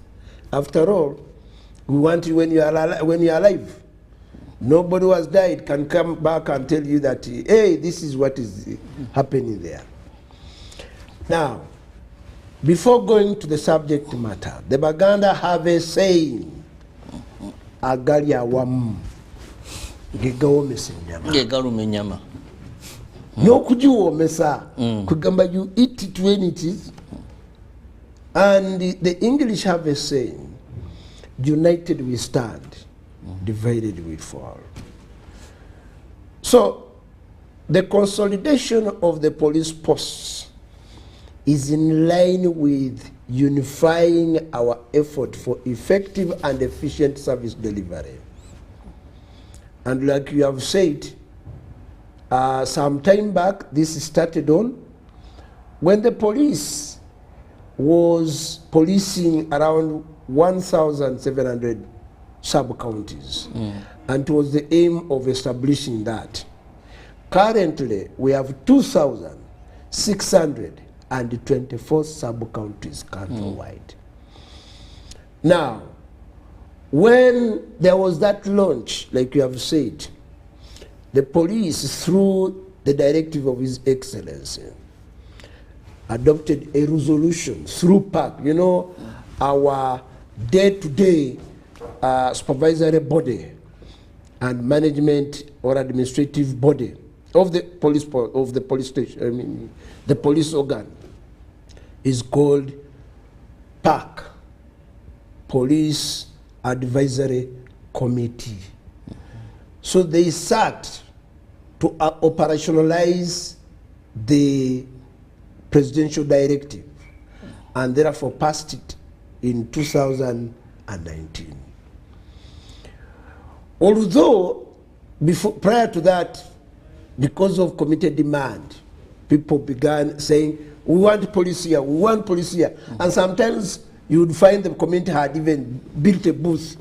So in order really to show that we wanted really to move closer to them, we went on to begin deploying there. So that was not thought of properly? No. There was no clear plan for that. There was no clear plan. If you had land, you would request for a police booth. Yes. You would ensure that they will be protected. You would have the toilets and all that. Yes. And you see, people tended to Some of us enjoyed that. People tended to misinterpret. And this is what I want to make our viewers understand. There is a difference between community policing and the establishment of police structures through community policing. Because some people, when they see that you are talking about community working together with the police, you need to put there a physical structure of the police. No. Community policing is based on 3 principles. 1, partnership. Who are our partner with whom to work with out there? The LOCs, the landlords, the bodas, you journalists, to mention but a few, are our partners. And therefore, we can be able to work with you wherever you are and feel our presence through coordinated move, through planning, through sharing information. But also visibility is one of the deterrents of crime. That is true. If a person knows that from here to the new taxi park there is no police post, it is very easy for them to commit crime. Rather than if a person in the evening they are moving through a police booth here, police booth there, visibility is one. Even our colonial masters used to parade these marches and everyone would be scared. Yet even they had guns of no bullets at some times. So even Anatoly today, someone says we shall move and you wake up in the morning, there are police officers everywhere. And people shun and, Kampala bayiye. Today, now you're removing visibility from the community. Now, visibility is in line with the establishment of a beat and patrols, both motorized and foot patrols. That's what you are trying to bring up, but not the establishment of a police post in that matter. So, visibility can be manifested when there is a need and when there are already threats which have been picked by intelligence. And we say, okay, what do we do? In our deployment today, let's establish a section or a subsection or 2, depending on the magnitude of the threat. And that is what we mean by visibility, but not establishment of a police booth or a police post for that matter.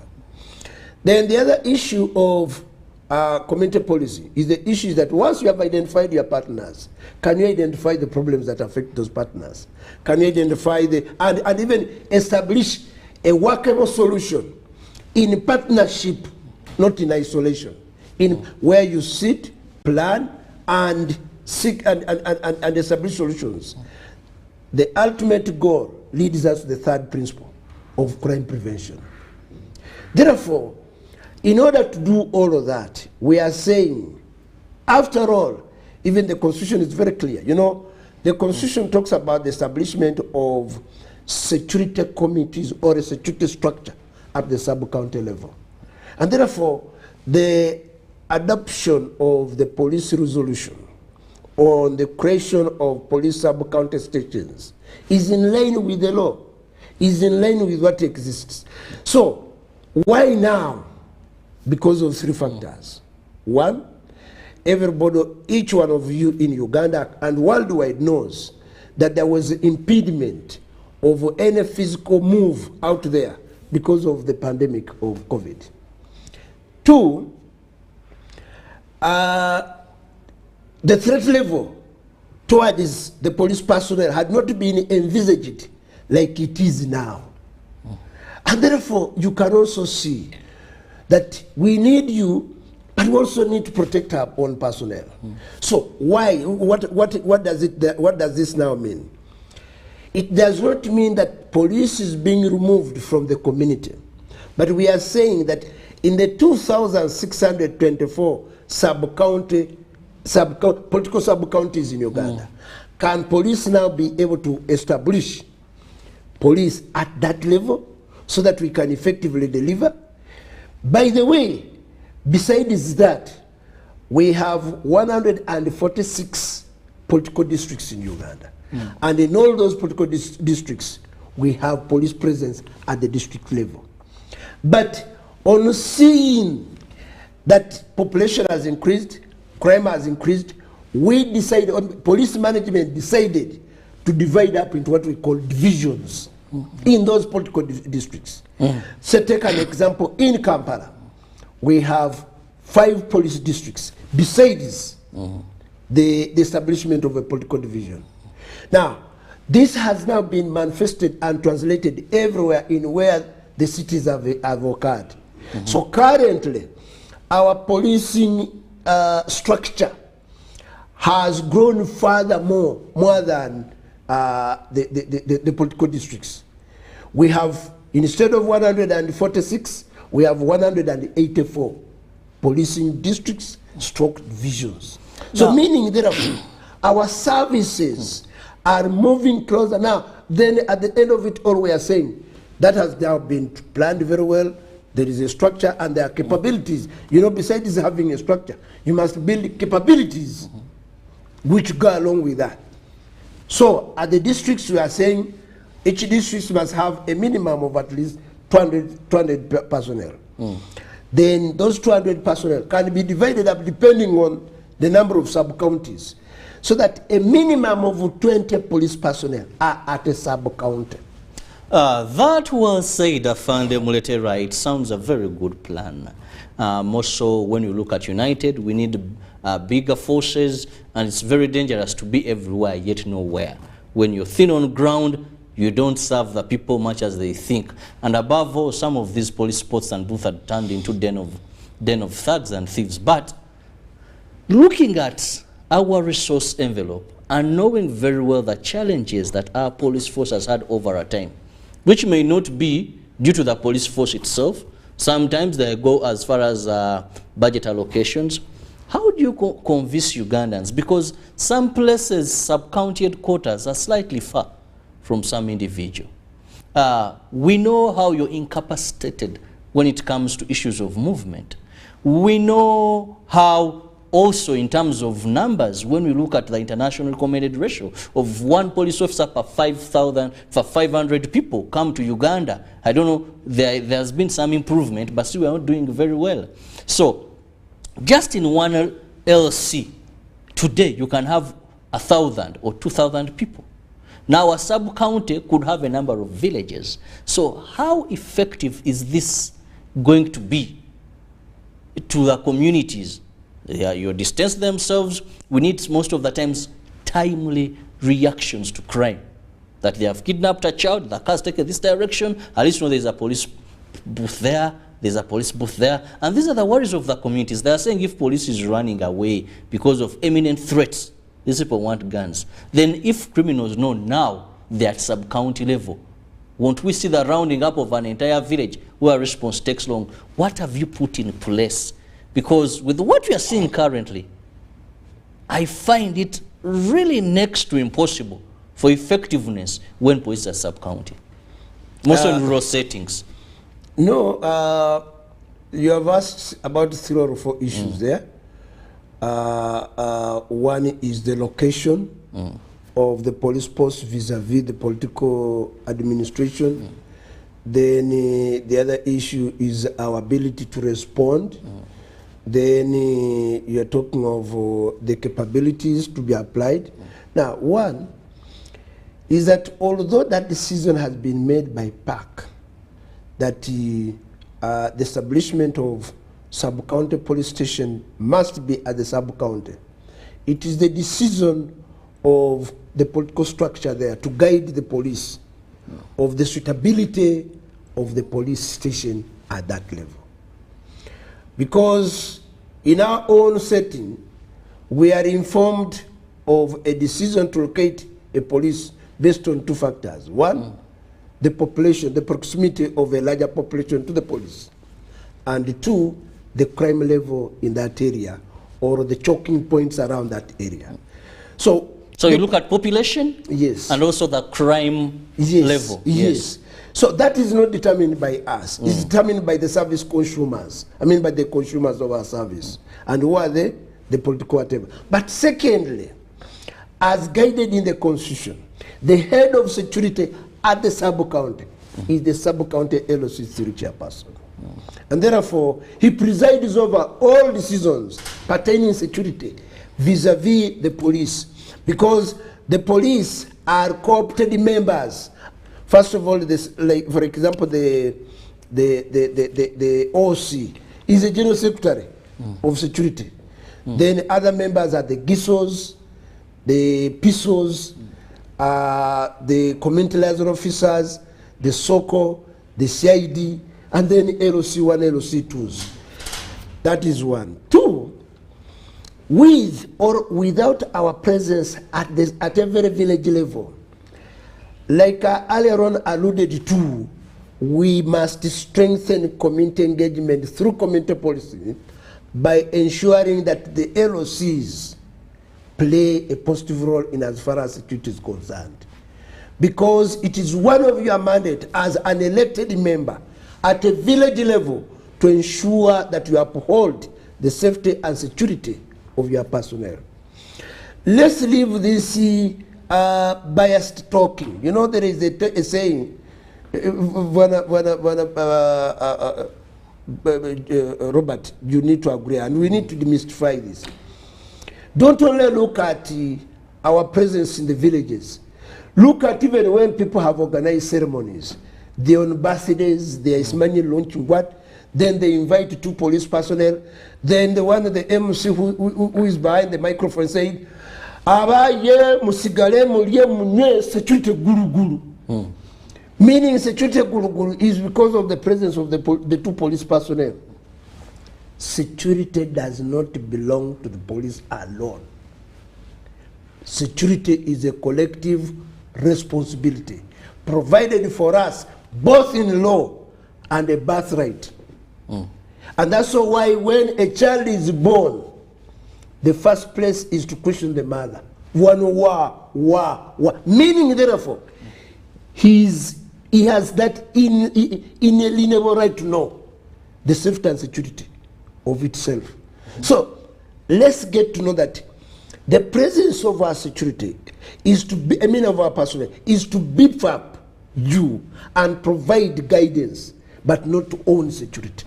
Well, we must own security together. Talking about individuals being their first line of security, that is very true, Anatoli. But of course, we know that through the Constitution of Uganda, there is a body managed to protect life and property, detect and prevent crime, among others. Not in isolation, but of course with community members now. We know that police may not be everywhere. But one thing is, if they have a good relationship with the public, that is when they can have intelligence-led operations. Because I've always questioned police officers, why do you come and round up everybody?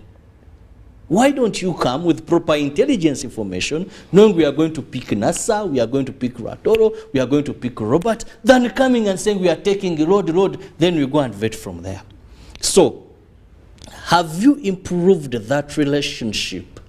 What have you put in place to make it conducive that communities have trust, have faith in you, and they can give you intelligence information so that you're more proactive than responding to situations. Robert, that is a very piercing situation. Very piercing because, you know, you have touched the gist of my passion. And you have also provided a challenge to me, because you are not the first person to question that, because really many a time people are questioning. Like you are talking to us, do you talk to your personnel? Like you are talking to us, do your personnel understand that they are part and parcel of us? Because sometimes you sound a lonely wolf. It's true. And like you have said, we have some personnel who are very mechanical, trigger happy with authority, trigger happy with misery. And you see, this is why I want us to demystify the issue of a gun. Because when you see a policeman with a gun, you think that is safety.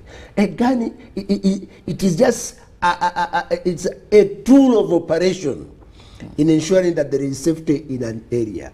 But safety is your mindset, that ability to say, okay, how do I provide myself with an environment that can make me satisfied and feel safe? And it begins with you, but not with a policeman. So in most times when we look very vulnerable, I want to tell you that some of our personnel tend to exploit that kind of vulnerability, which you tend to depict. I therefore want to call upon you, stand firm and always desire to work with the policemen, where you realize that there are some of those policemen who go overboard. And I want to repeat it, who go overboard. By overboard, they are committing offenses, and they think because they are putting on uniform, they are not accountable. Our dear viewers out there, whenever we put on this uniform, we put it in trust of the mandate that is provided for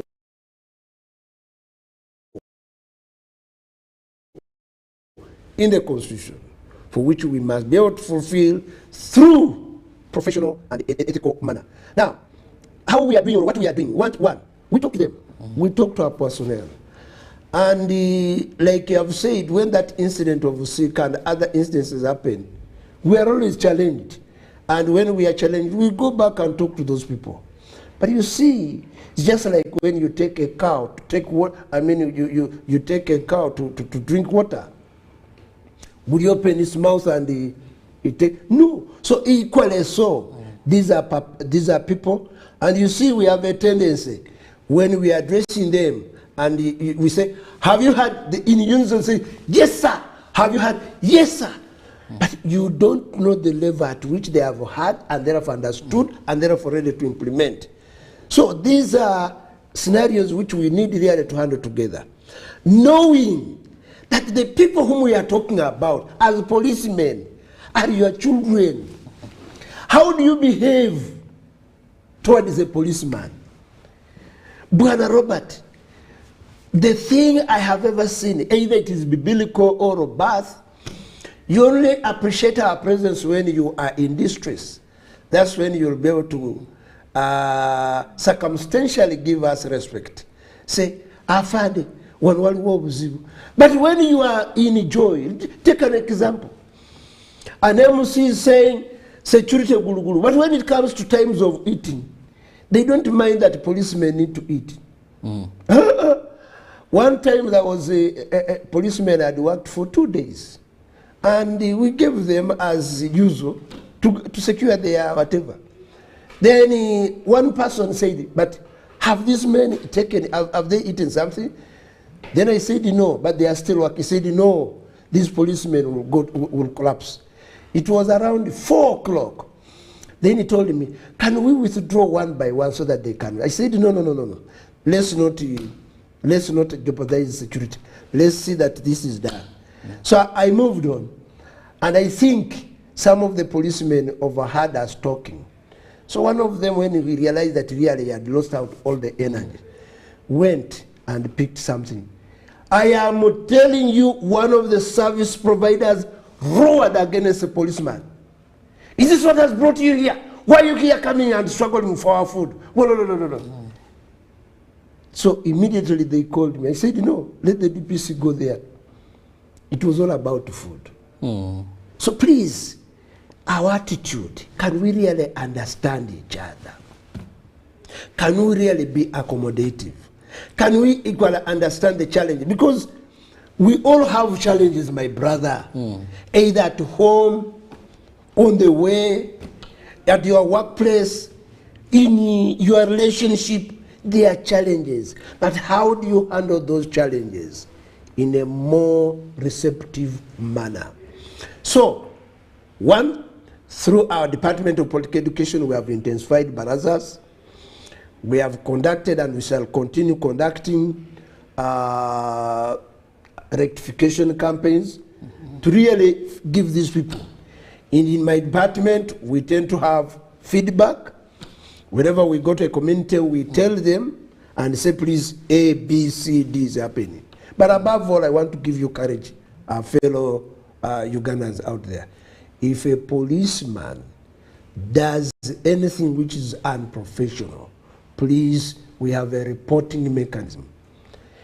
We have a reporting mechanism to the extent that such a policeman, if indeed his offense is very grievous, he will even lose his job.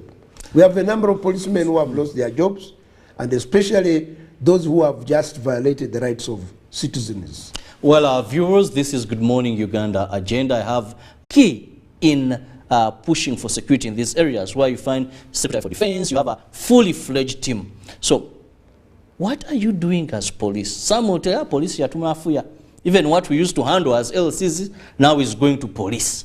It's like police is working against us. Some of them, you find them, they'll tell you, for police, we don't understand the way they are handling issues, yet at such a critical moment, we need them more. One will tell you, police, I don't know if it is by law, I stand to be corrected, that if police came to arrest someone within community, that previously, they would first go and notify the LCs.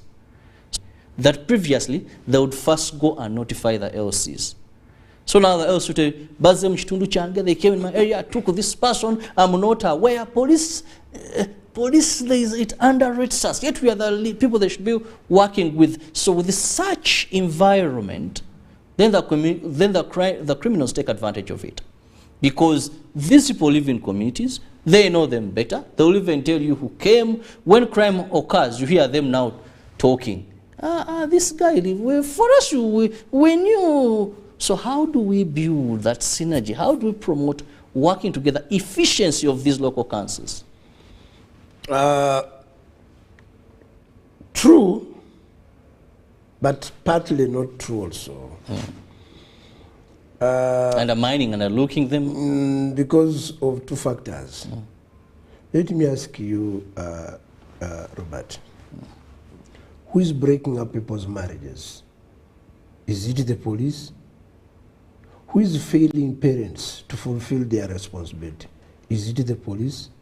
You imagine somebody going to church like me and solemnly swears that you and me shall live together in poverty, in whatever.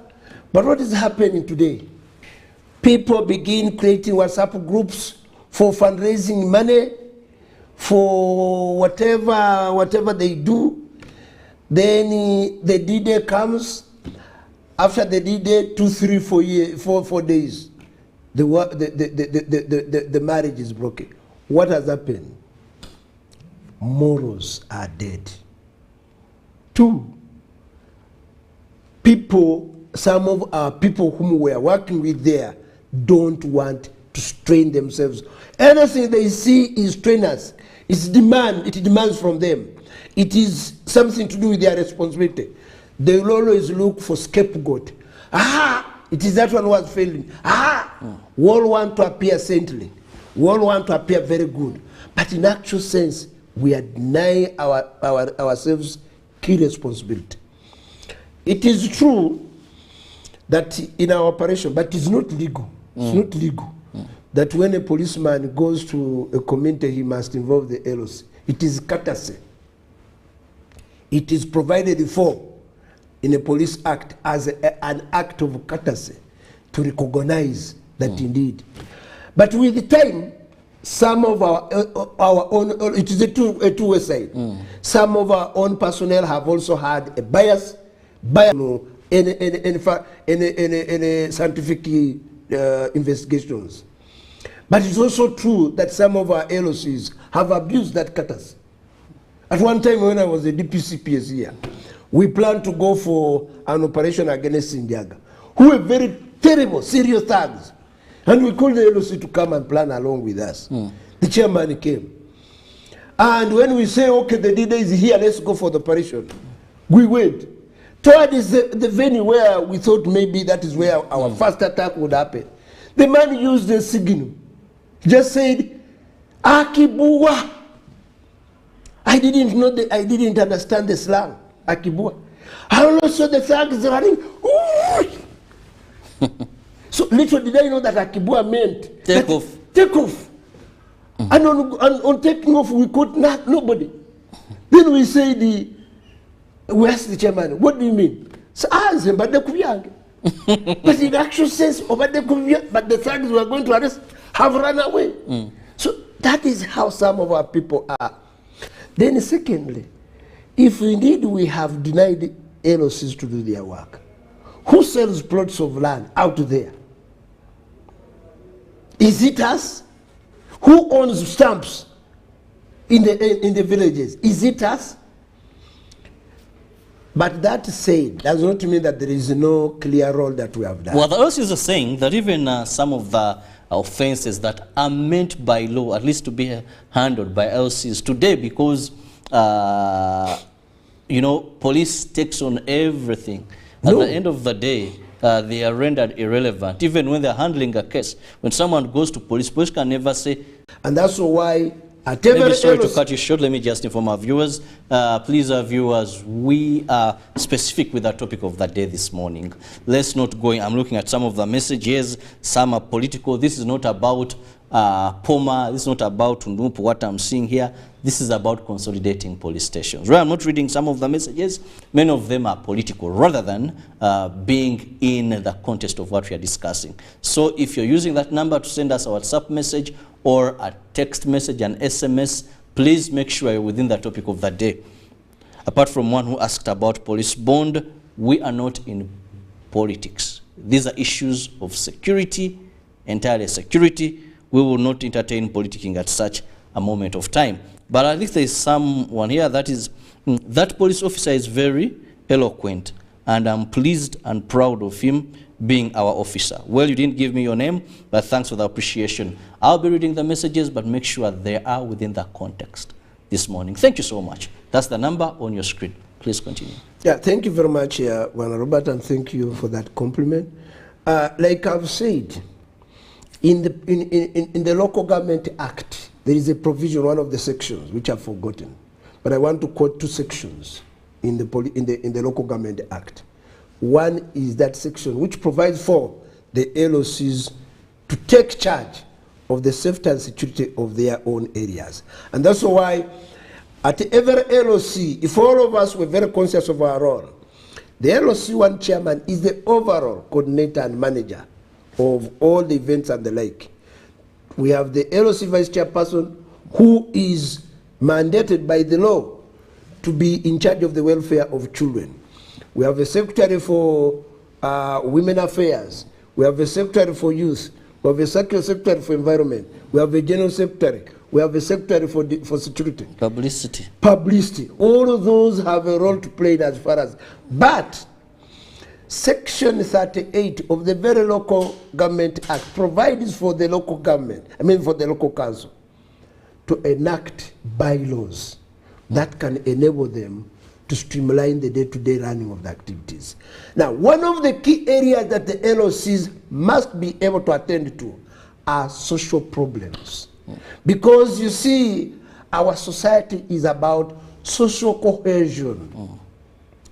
For us, we deal with just a minute issue of society, and that is the criminality. But the bigger and larger issues of society are about social cohesion. And that's why, as LOCs, one of their roles is to settle social problems. One, this one is abusing me. This one is molesting me. This woman has done ABCD. This parent has not provided for the children. This parent has deserted the family. This man is grabbing my land. Those are issues of social cohesion. And I want to tell you that out of failure by the LOCs to handle things related to social cohesion, 100% of the criminality comes from such. There was a man in Mayuge in 2020 who failed. I mean, first of all, it was an LOC. There are many examples, but I want to give two examples. One in Kisora and another in Mayuge. A man had misunderstanding with his wife for a long time. And the woman was continuously going to the LOC and saying, my husband is very brutal. My husband is doing ABCD. So at one time, this man, the husband ran and told the LOC, went to the LOC chairman, said, your woman has just been here accusing you, but we shall handle that. Said, okay. Then he got 10,000 and gave the LOC. But you see, this woman was quite intelligent, because whenever she used to have such challenges, she would tell even the neighborhood. So the neighborhood would very much sympathize and would ask the chairman, why don't you sit these people down? Why don't you do this? The chairman always had no time. You know, sometimes our chairmen are sometimes like some of our policemen. You call the number. The telephone number you are calling is currently unavailable. So equally so, this man was unavailable perpetually. So, one time the man came, I think he had taken something, and that was how he ended his wife's life. So, because the community was aware, and because the community knew that the LOC had failed, the community ganged up against the LOC and destroyed his property. Very unfortunate. Now, as we wind up, time is also much on our side, but let's end with this one. Very interesting message, Afande. Amonda Andrew from Malaba Mokono. Afande, don't you think we as police have given our territory to the enemies by merging these police posts?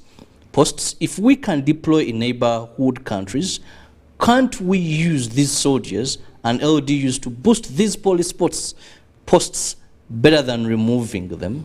Let's end with that one. No, there is, you know, every security organ has a philosophy on which it does the deployment. We are informed by the eventualities that happen. The consolidation of police posts at the sub-county police station does not weaken us. At the end of it all, we in the Department of Community Policing still continue to rally for support from the community to continue working with us. But most importantly, to remind them about their responsibility. I, for one, I have moved in around 139 police districts, countrywide, police districts. Doing what? Community mobilization and sensitizing LOC, whatever. You have fears like any other being. You need to have that. But it is my role to comfort you. It's my role to guide you. It's my role to encourage you. It's my role to give you all assurance that the Uganda Police Force is very determined in fulfilling its mandate in partnership with you. May the good Lord continue to bless us. For God and my country. That is Afande Anatoli Muletera, Community Liaisons Officer. He's the commissioner that aids that department. Afande, thank you so much for your time. We hope and pray that this will yield better fruits and better security for our people. Catch you in the next hour. The sportsman is ready to give you all the updates in the world of sports. Good morning for now.